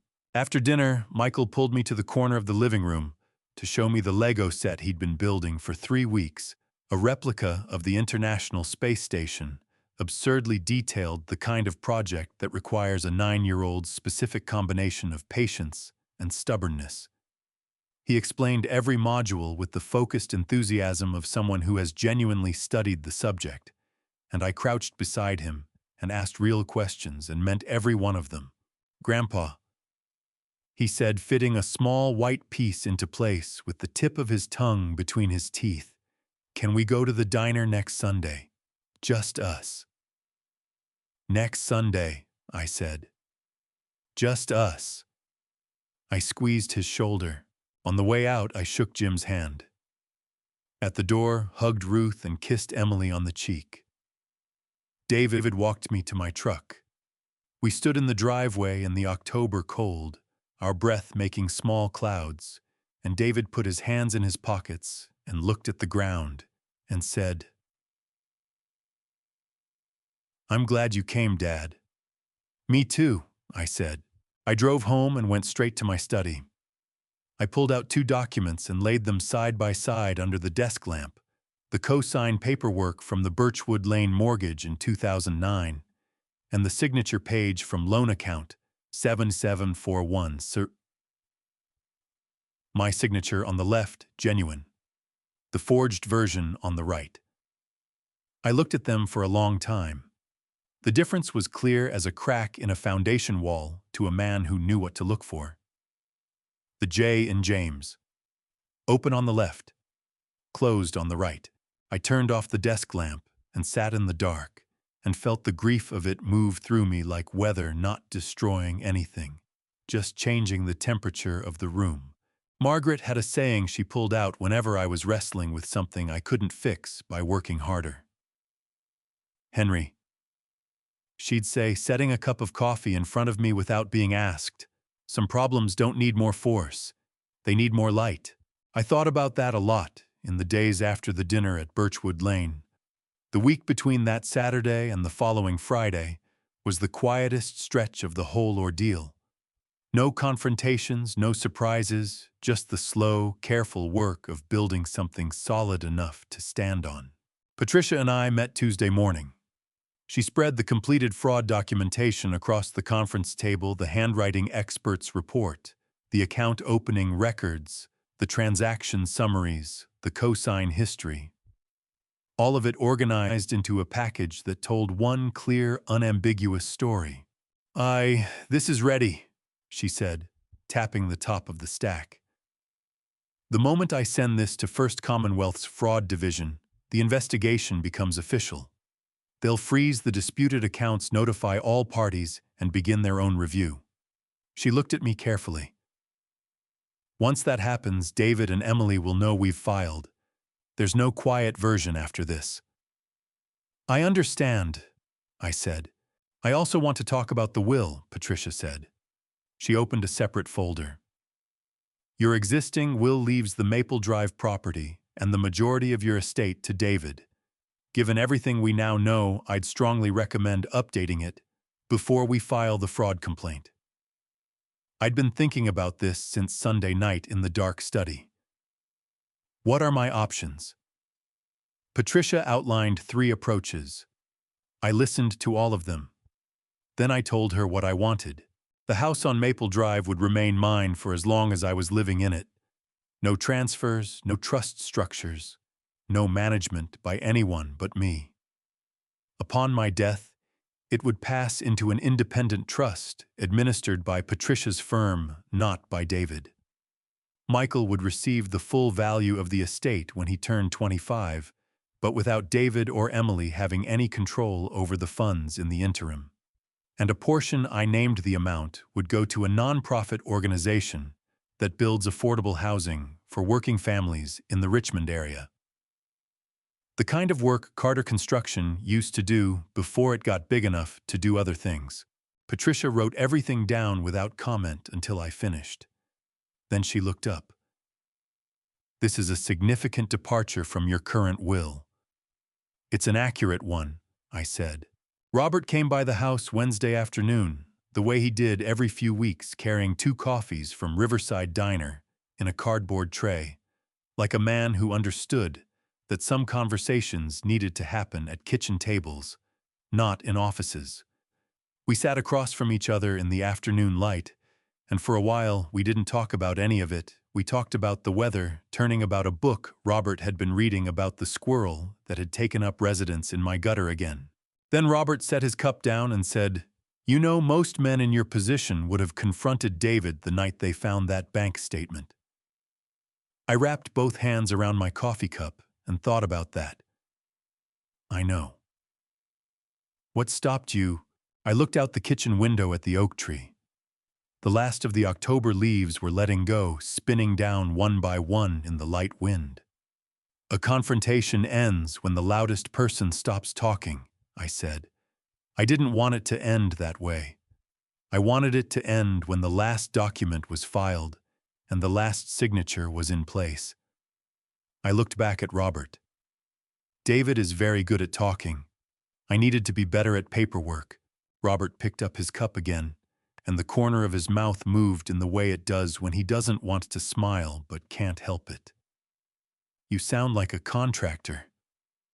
38 years, I said. Those evenings alone I sat at the desk and wrote.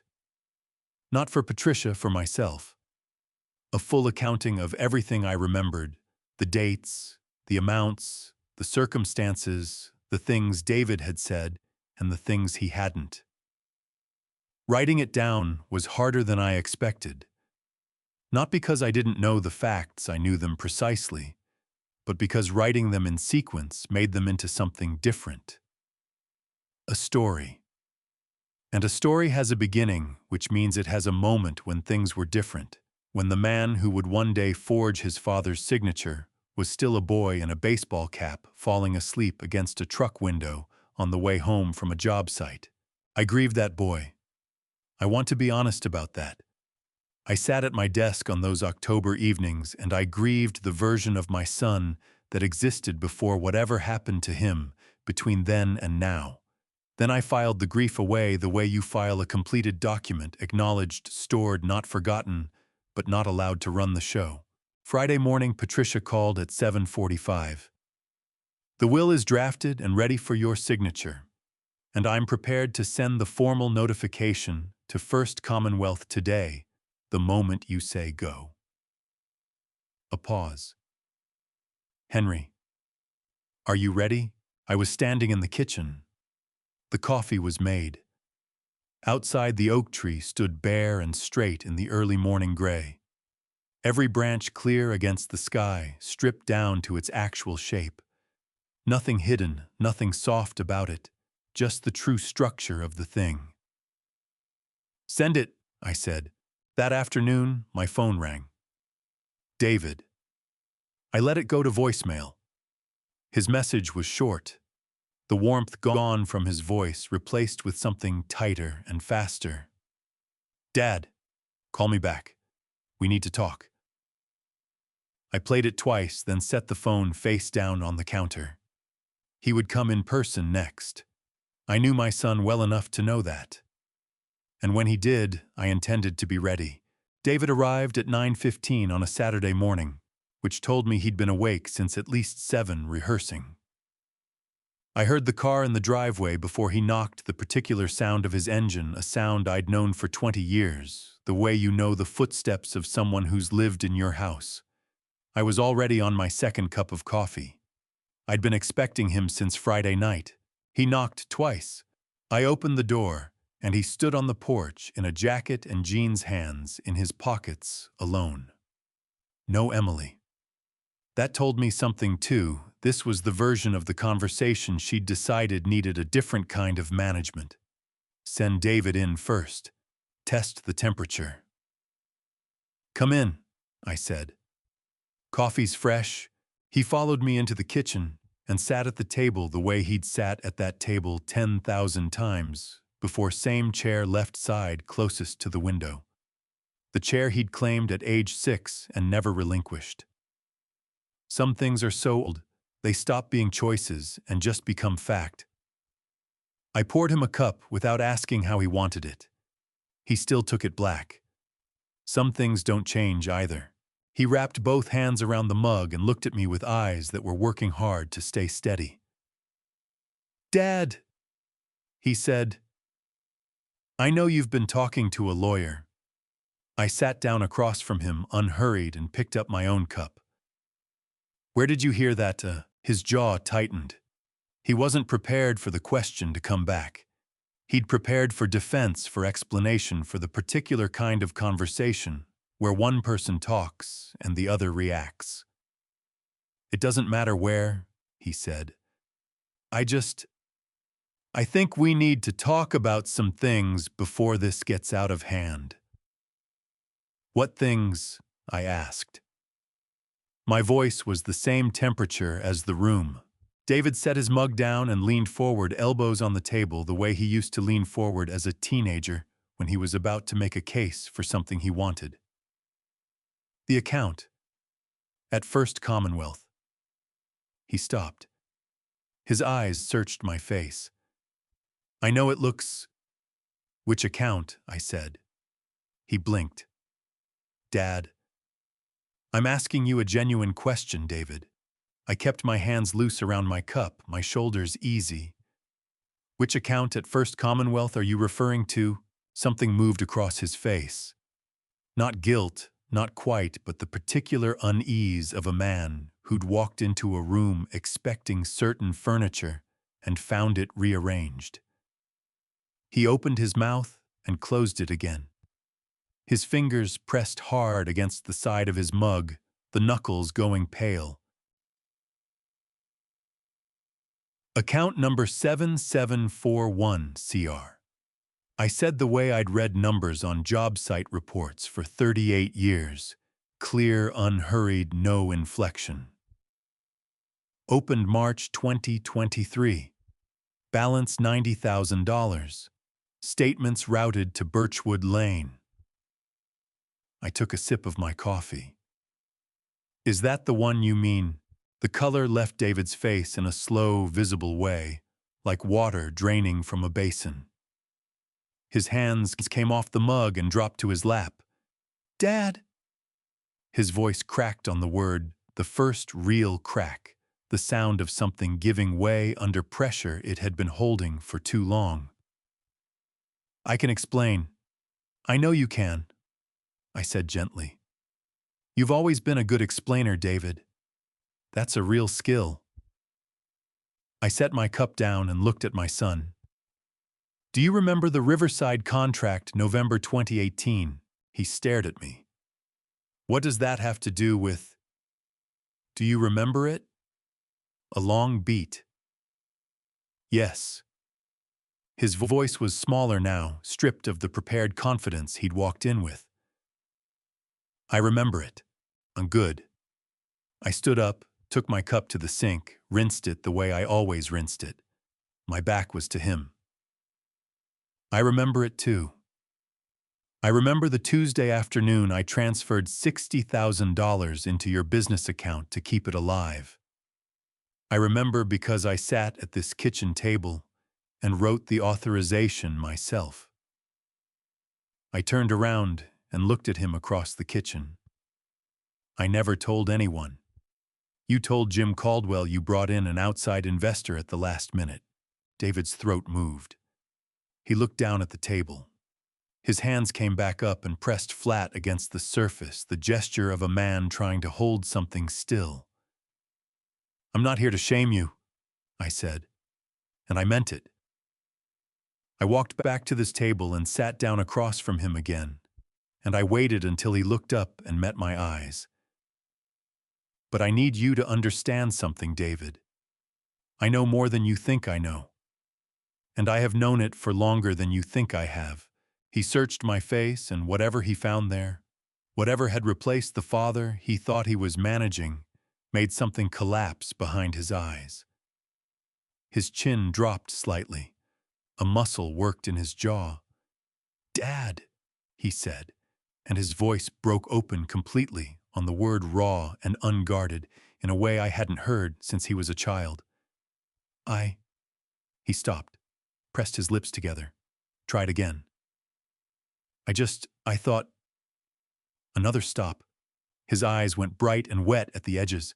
"I know," I said quietly. "We'll talk more, but not today." I stood up and walked to the front door and opened it.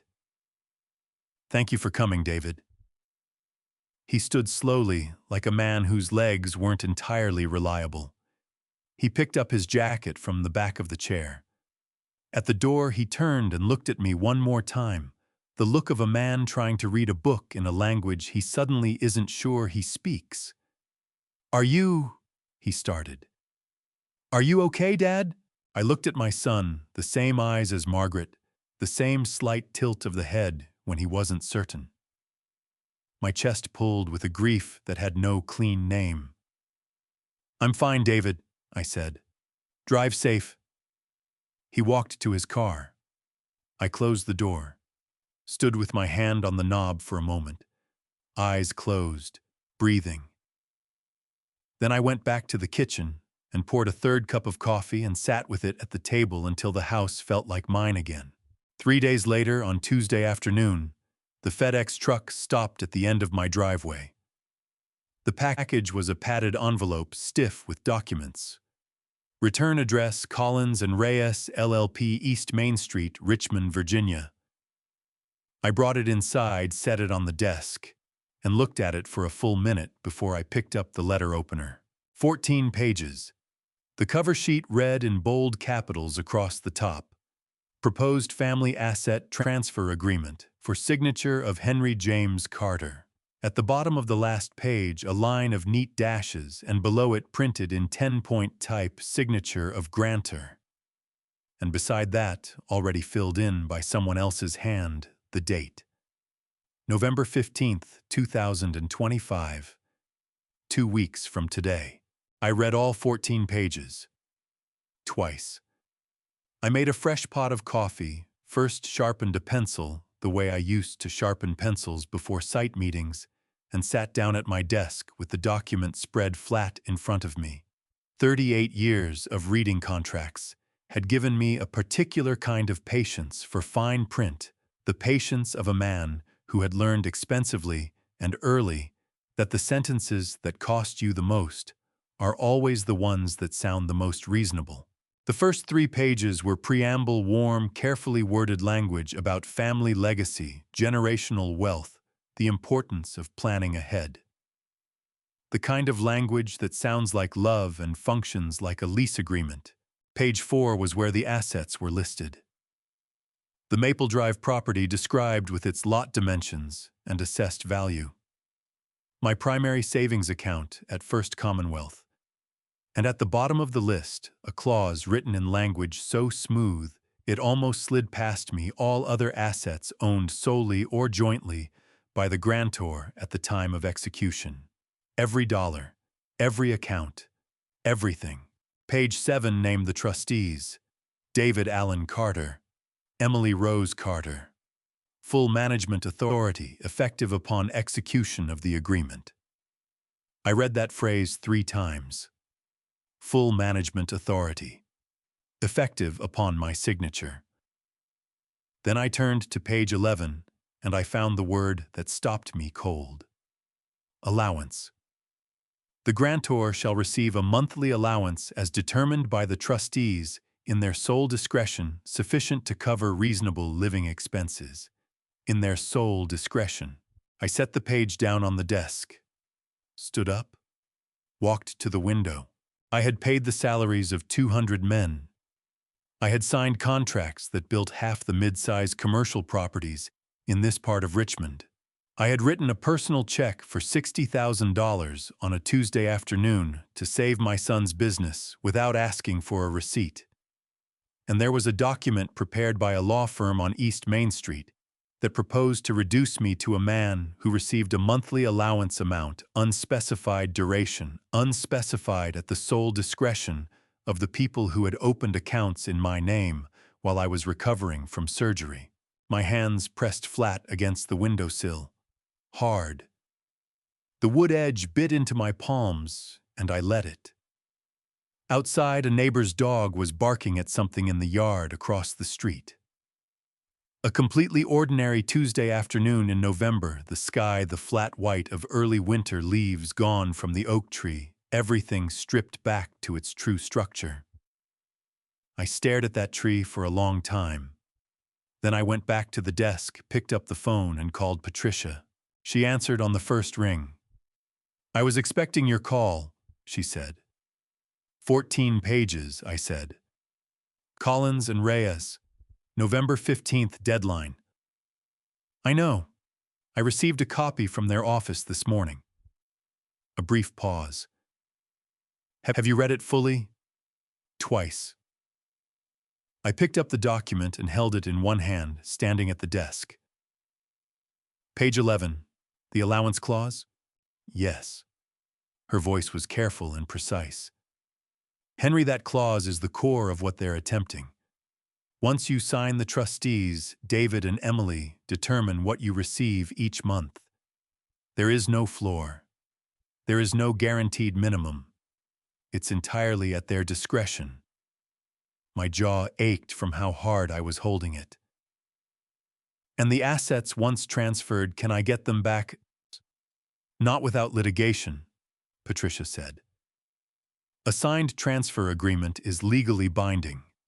Reversing it would require proving duress or fraud at the time of signing, which becomes significantly harder once the signature exists. She let that settle. They know that, Henry. This document is designed to be irreversible. I know it is, I said. That's why I'm not signing it. A beat on Patricia's end. When she spoke again, something in her voice shifted, still professional, but with a warmth underneath it.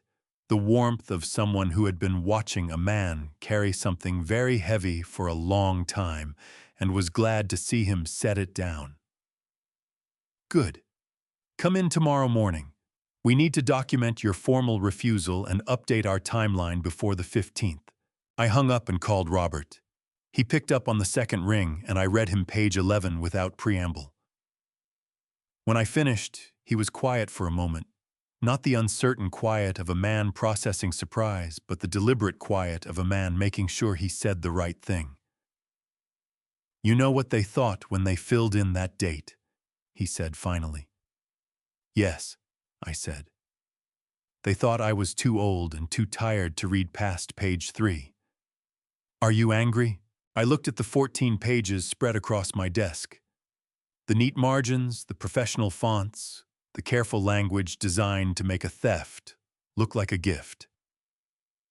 I'm clear, I said. There's a difference.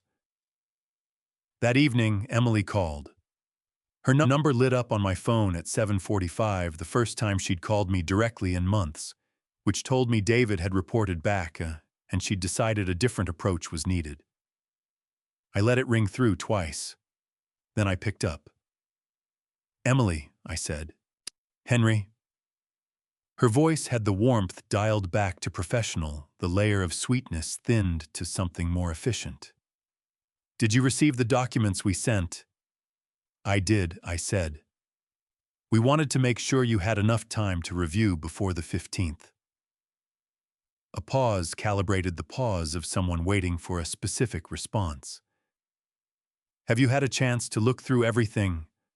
I've read it twice, I said. Very carefully. Another pause. Shorter this time, and something moved underneath it, a recalculation, a repositioning. And, she said, I'm still reviewing, I said pleasantly. I ended the call before she could say anything else. Set the phone face down on the desk. Looked at the 14 pages one more time. November 15th, 11 days away. A deadline someone else had typed onto a document I was never meant to question.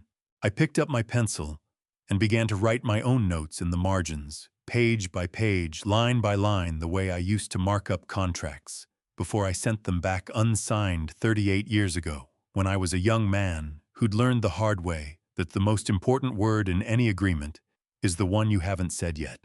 November 15th came and went like any other Tuesday.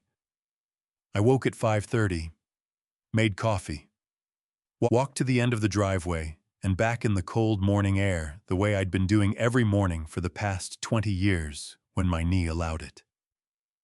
The deadline David and Emily had printed on that document, the date they'd filled in with someone else's hand on a page they'd expected me to sign without reading, passed without a sound from my end of things.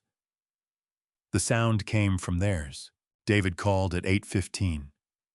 I was on my third cup of coffee reading the paper at the kitchen table, and I let his call go to voicemail. His message ran 40 seconds, controlled at first, the warm, reasonable voice, and then something underneath it starting to show through like a crack in fresh plaster. Dad, we haven't heard back about the documents. The date on the agreement was the 15th, and I want to make sure everything's okay. Call me back when you get a chance. When you get a chance. As if I'd simply forgotten. As if the 15th had slipped my mind. I folded the paper and set it aside, poured the last of the coffee, picked up the phone and called Patricia instead. The deadline passed, I said when she answered. I know, she said. Collins and Reyes called our office this morning. They've been informed that you are represented by counsel and that all further communications regarding the transfer agreement should go through me. A brief, satisfied pause. They did not take that well. I imagine not, I said. Henry, I want to update you on 2 things. Her voice shifted into the precise, ordered register she used when she had information to deliver. First, the new will. Everything is drafted, reviewed, and ready. I need you here Friday morning to sign and have it witnessed and notarized. After that, it's done. Ironclad. Another pause. Second, First Commonwealth's Fraud Division has opened a formal investigation based on the documentation we submitted. They've frozen the disputed accounts pending review. David and Emily will be receiving formal notification from the bank this week. My grip on the phone tightened. The bank's formal notification. Not a phone call from me. Not a conversation at a kitchen table, a letter on bank letterhead with legal language arriving at 4821 Birchwood Lane.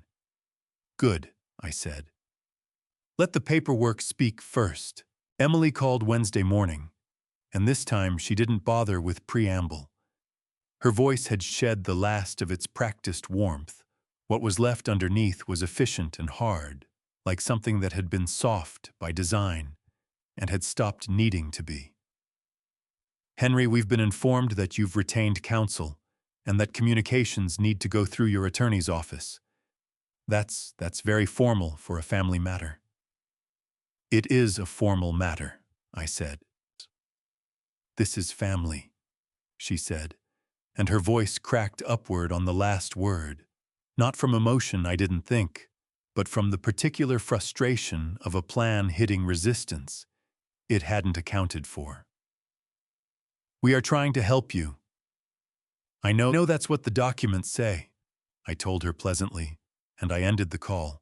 Robert came Thursday afternoon with coffees from Riverside Diner and the unhurried manner of a man who understood that sometimes the most useful thing you can offer another person is your undemanding company.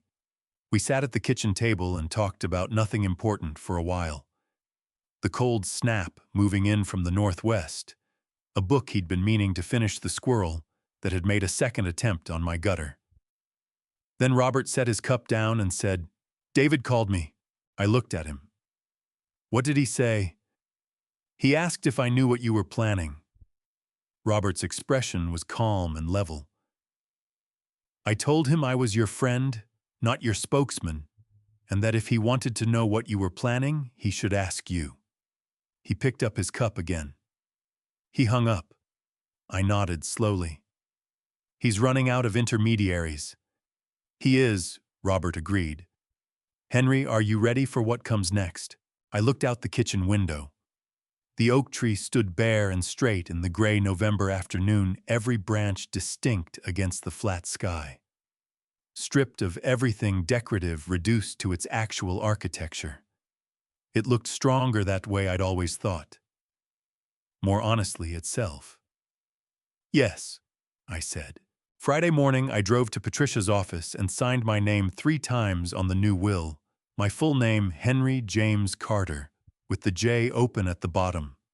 The way Miss Alderman taught me in 3rd grade, and the way it had been every time I'd signed anything in 72 years, except once on a loan application in March of 2023. The notary pressed her seal into the paper with a firm, clean thunk, and Patricia filed the original in her office safe, and that was that. Driving home, I felt something I hadn't felt in months. Not relief exactly, more like the specific steadiness that comes when you've finished building something and stepped back and can see that the foundation is sound. That evening, Michael called to tell me he'd gotten an A on his science test. He talked for 11 minutes about mitosis, which he pronounced carefully and incorrectly in 3 different ways, and I listened to every word and laughed in all the right places and felt my chest loosen with the particular ease of loving someone who loves you back without keeping score. When I hung up, the house was quiet. I went to bed at 9:45, the earliest I'd slept in months, and I was out before 10. Saturday morning, before I'd finished my first cup of coffee, I heard a car in the driveway. I went to the front window and looked through the glass. David's car, and in the passenger seat, Emily. Both of them this time. And Emily was holding something in her lap, a thin stack of papers, not 14 pages. Fewer. A revised version. I set my coffee cup on the counter, straightened my sweater, took one slow breath. Then I opened the door. I opened the door because that's what you do when your son stands on your porch in the November cold. Not because I didn't know what he was carrying, not because I wasn't ready, but because 38 years ago I was the one who taught him to knock before entering a room, and some habits are worth keeping right up to the last moment. "Come in," I said. "Coffee's on." They came in together, David first, then Emily, who was wearing her good coat and carrying the papers against her chest, with both arms, the way a person carries something they intend to use. I took their coats, hung them on the rack by the door the way I always had, and led them into the kitchen. David sat in his usual chair. Emily sat across from him, which put her at the end of the table closest to me. She set the papers face down on the table between us. Her chin was up, her posture composed the practiced stillness of a woman who had decided this conversation was going to go a specific way and had dressed accordingly. I poured 2 more cups of coffee without being asked, set them down, sat across from Emily. "We made some adjustments," Emily began. Her voice was measured professional, the warmth dialed to a precise, calculated setting, not too much, not too little. "We heard your concerns about the previous draft, and we want to show you that we're flexible." She turned the papers over and slid them across the table toward me. "The monthly amount is now fixed, not discretionary. It's written into the agreement. And there's a new clause that specifies the Maple Drive property remains in your name as long as you're living in it." I picked up the papers, turned to the first page, read it the way I read every document from the top, every word, no skipping. David leaned forward slightly. His hands were around his coffee cup, and his knuckles had gone white at the edges. "Dad, we genuinely want this to work for everyone. We're not trying to take anything from you. We want to plan ahead. For Michael's future. For yours."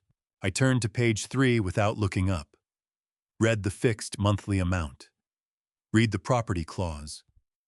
Read the trustee's authority section, which had been softened in its language, but not in its substance. David and Emily still controlled everything the moment I signed. I set the papers down, folded my hands on top of them, looked at Emily directly the first time in this conversation. I'd looked at her straight on without the courtesy of looking slightly past. "Emily," I said, "I have a question for you." Something moved behind her eyes, a micro-adjustment, a recalibration. "Of course," she said.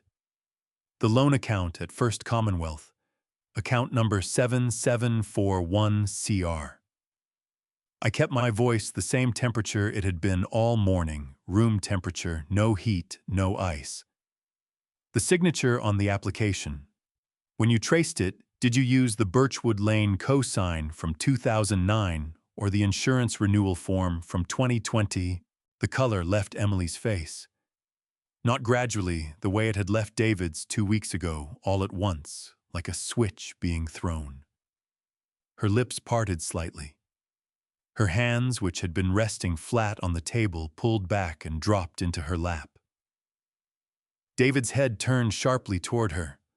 A fast, involuntary movement, the movement of a man hearing something for the first time that he should have known already. His jaw went tight. His eyes cut back to me. "Dad," he started. "I'm asking Emily." I said, still calm, still room temperature. Emily's throat worked. She swallowed. When she spoke, her voice had lost its professional calibration entirely. What came out was thinner, younger, stripped of the architecture she'd built around it. "Henry, that account was opened to—" "I know what it was opened to do," I said. "I've read the documentation. Patricia Warren has read the documentation. First Commonwealth's Fraud Division is currently reading the documentation." I looked at her steadily.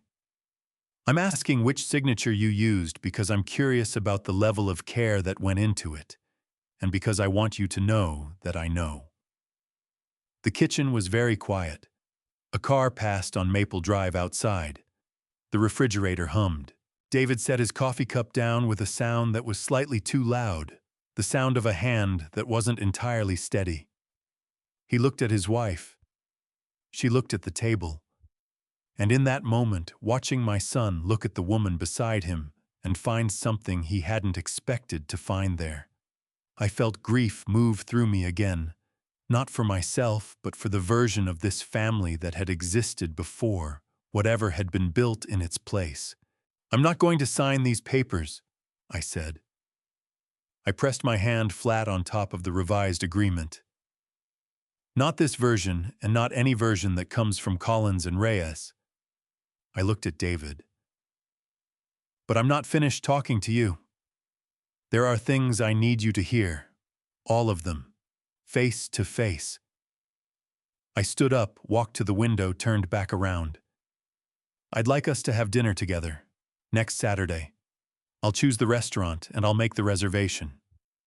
David looked up from the table. His eyes were red at the rims. "Where?" he asked, his voice rough and low. "Harrington's," I said. "The same table." Emily's head came up sharply. She looked at me with an expression I hadn't seen on her face before. Not calculation, not performance. Something that might have been the beginning of fear. "Saturday," I said again. Picked up their coats from the rack and held them out. "I'll send you the time." After they left, I stood at the kitchen window and watched David's car until it turned the corner and disappeared. Then I picked up the phone and called Harrington's Steakhouse. "This is Henry Carter," I said when the host answered. "I'd like to reserve the long corner table by the fireplace for Saturday evening. 6 people. A pause. "Yes, I know the one. I've sat there before." I hung up and looked at the calendar on the wall. 1 week. 7 days between this kitchen and that table, between this version of things and whatever came next. The last time I'd sat at that table, the only thing in front of me had been a breadbasket. This time I intended to bring something else entirely. Harrington's looks exactly the same in December as it does in September. Same white tablecloths. Same jazz turned low. Same warm light that softens everyone's face just enough to make the room feel like a place where difficult things might be said gently. I arrived 15 minutes early and asked for the corner table by the fireplace. The hostess led me there without hesitation. I'd described it well enough on the phone. I sat at the head of the table. Not the end. The head. Robert arrived first, which I'd expected. He came in from the cold, with his coat still buttoned, and sat to my right, without a word, the way a man sits beside someone he's prepared to stand with. Jim and Ruth came next, puzzled and cheerful in the way of people who've been told simply that dinner is at 7 and Henry is buying. And then David and Emily together moving through the restaurant with the controlled, careful pace of people who have been told where they're going and aren't entirely sure what they'll find when they get there. Emily's eyes went to the chair at the head of the table, to me sitting in it. Something shifted in her expression, a quick private recalculation, before she pulled it smooth again and sat down. The waiter came. I ordered for the table without consulting anyone. Lobster for Jim, salmon for Ruth, whatever David and Emily pointed to, and for Robert the halibut because Robert doesn't eat red meat on weekdays, and I'd known that for 31 years. When the waiter asked for my order, I said, "The ribeye medium and bring us the bread basket." Emily's chin lifted slightly. She heard it. I'd meant her to. Dinner was mostly ordinary.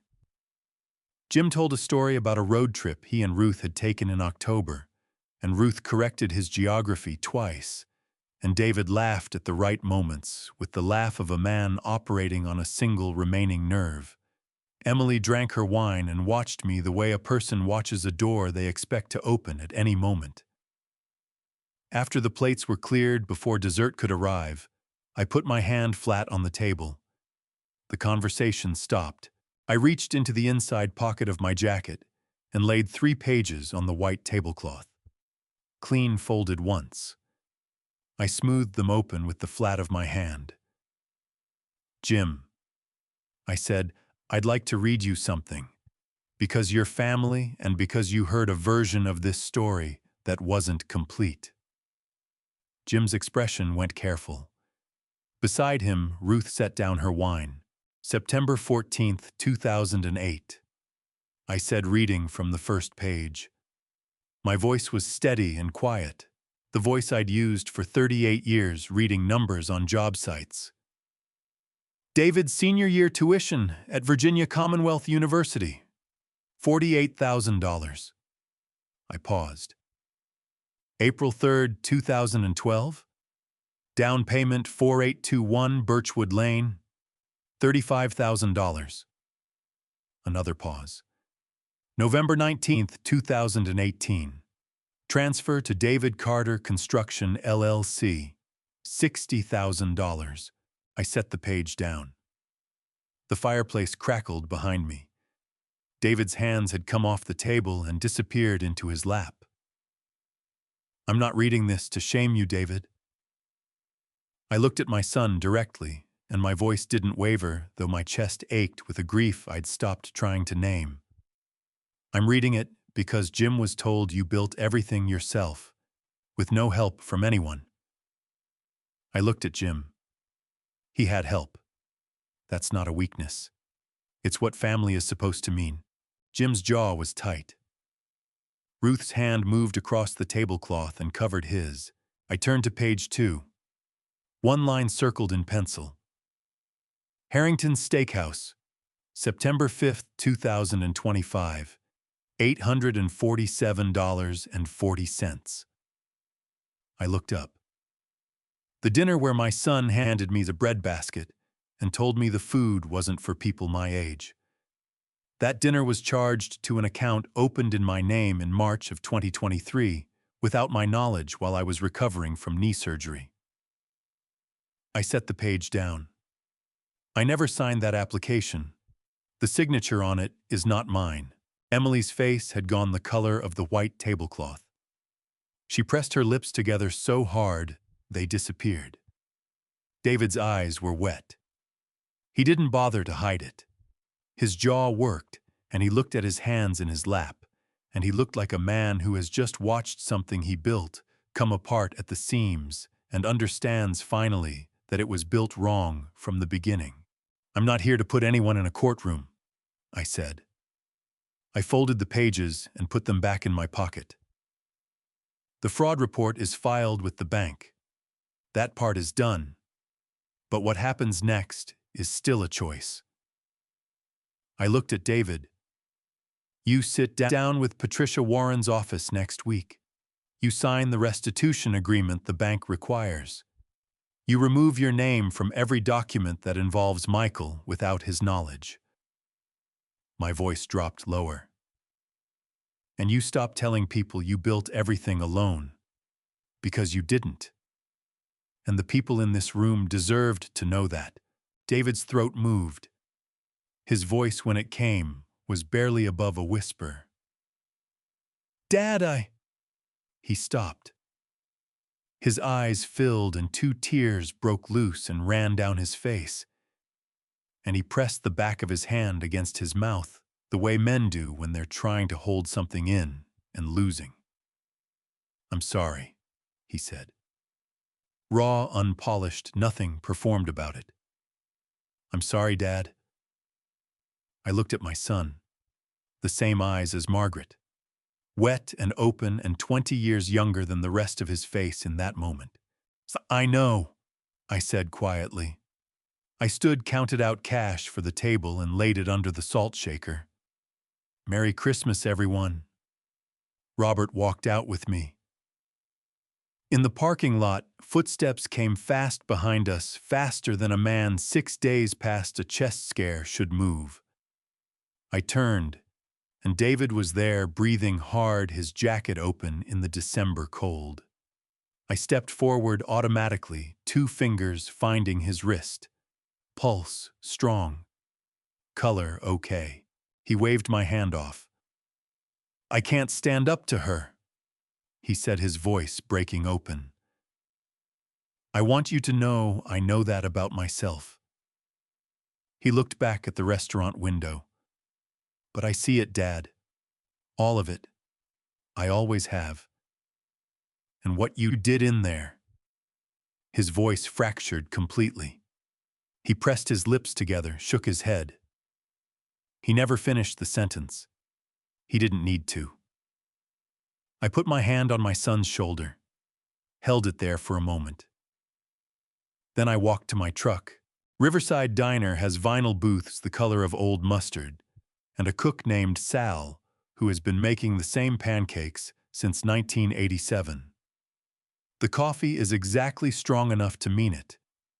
Margaret used to say that, and she wasn't wrong, and I've been coming here long enough that I've stopped noticing, because some things you stop noticing when they become yours. I started bringing Michael the Sunday after the dinner at Harrington's, and we've been coming every week since. Same booth, back corner window on the left. Michael always slides in first and takes the window seat because he likes to watch the street, and I sit across from him and watch him watch the street. And that is enough. Dot, who has worked this diner for 22 years and calls everyone baby, regardless of age or disposition, appeared at our booth with 2 menus we didn't need and a smile that asked no questions. The usual baby, she said to Michael. He nodded with great seriousness. Triple stack. Extra whipped cream. She turned to me. Henry. Coffee and eggs, I said. Same as always. While we waited, Michael told me about the Lego set.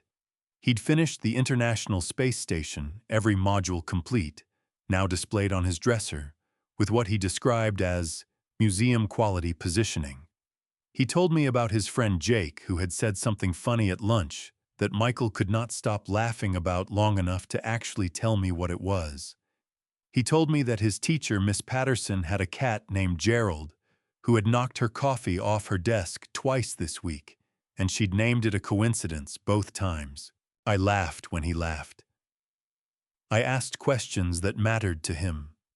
I was present in the way that you can only be present when nothing underneath the table needs tending to. The pancakes came. Michael attacked them immediately, fork in his right-hand knife, forgotten entirely the way children eat when they're not performing for anyone. I cut into my eggs and thought about the week that had passed. David had come to Patricia's office the following Tuesday. He'd sat across from her for an hour, mostly quiet, and signed the restitution agreement the bank required. The disputed accounts were being resolved. The trust documents with Michael's name had been formally withdrawn. Emily had not come. I didn't ask about that, and Patricia didn't volunteer it. The house on Maple Drive was mine. The new will was filed. The oak tree Margaret planted 38 years ago still stood in the backyard bare in December, waiting for spring the way things that are rooted do. I'd painted the front shutters the week before. The blue Margaret had always wanted a deep, quiet blue the color of early evening. 38 years I'd meant to do it. Long enough. "Grandpa," Michael said, looking up from his pancakes with a stripe of whipped cream on his chin. "Can we come here every Sunday?" I reached across and handed him a napkin. "Every Sunday," I said. His face broke into the full grin that had been his since he was 2 years old. "Promise. Promise." He went back to his pancakes, satisfied. Outside the window, Maple Avenue on a December Sunday was doing its quiet weekend things. A man walking a dog, 2 women with coffee cups talking on the corner, a kid on a bicycle going nowhere in particular, with the contentment that belongs only to people who have nowhere specific to be. I thought about Margaret. She would have liked this booth. She would have ordered the coffee, made a face, and finished every drop. She would have asked Michael 17 questions and remembered all the answers. I thought about David in Patricia's office signing his name to something that cost him more than money. I thought about the parking lot at Harrington's. His voice breaking open the December cold, his hand waved off my wrist. Some people, I decided, can only find their way back one small thing at a time. I was prepared to wait and see if he could. I thought about the buildings scattered across Richmond. With Carter construction work in their bones foundations, I'd poured walls. I'd framed structures that would stand long after anyone remembered who built them. That was all right. I'd always built for the thing itself, not for the credit. The check came. $23.80. I put down 30, told Dot to keep the change. She tucked it away with the brisk efficiency of a woman who had been leaving thank yous on receipts her whole career. Michael slid out of the booth and pulled on his coat, struggling with the zipper the way he always did. And I reached over and caught the pull and zipped it to his chin. He looked up at me with those wide brown eyes, Margaret's eyes, the eyes I'd been looking at in one face or another for 43 years. "Come on, Grandpa," he said. "I want to see if there's still ice on the puddle by the oak tree."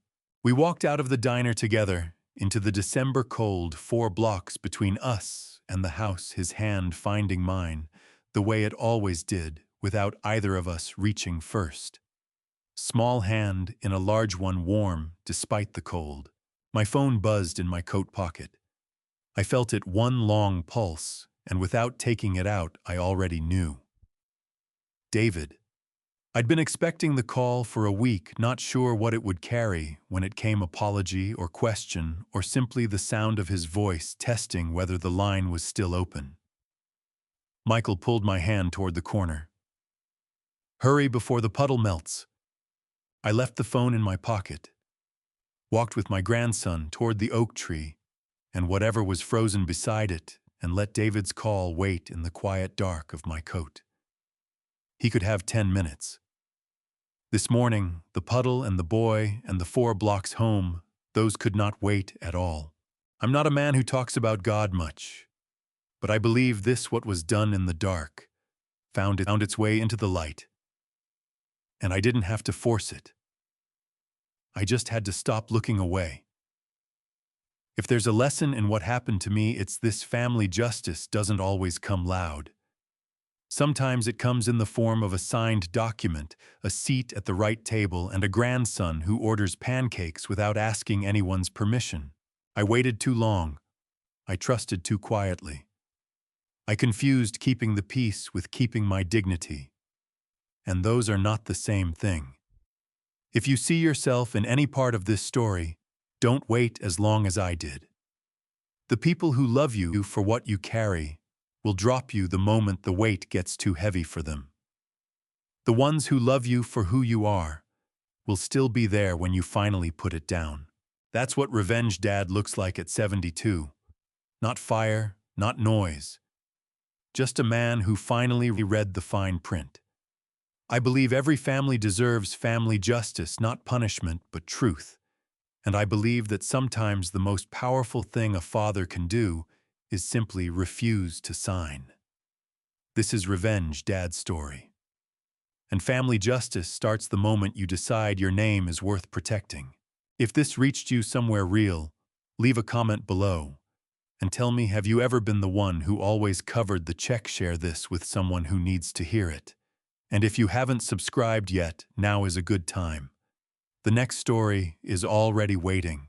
Thank you for staying with me all the way to the end. It means more than you know. One last thing, the stories on this channel contain fictional elements crafted for the purpose of storytelling and reflection. They are not real accounts. If this kind of content isn't for you, no hard feelings, step away and find what serves you better. But if you're staying, I'll see you in the next one.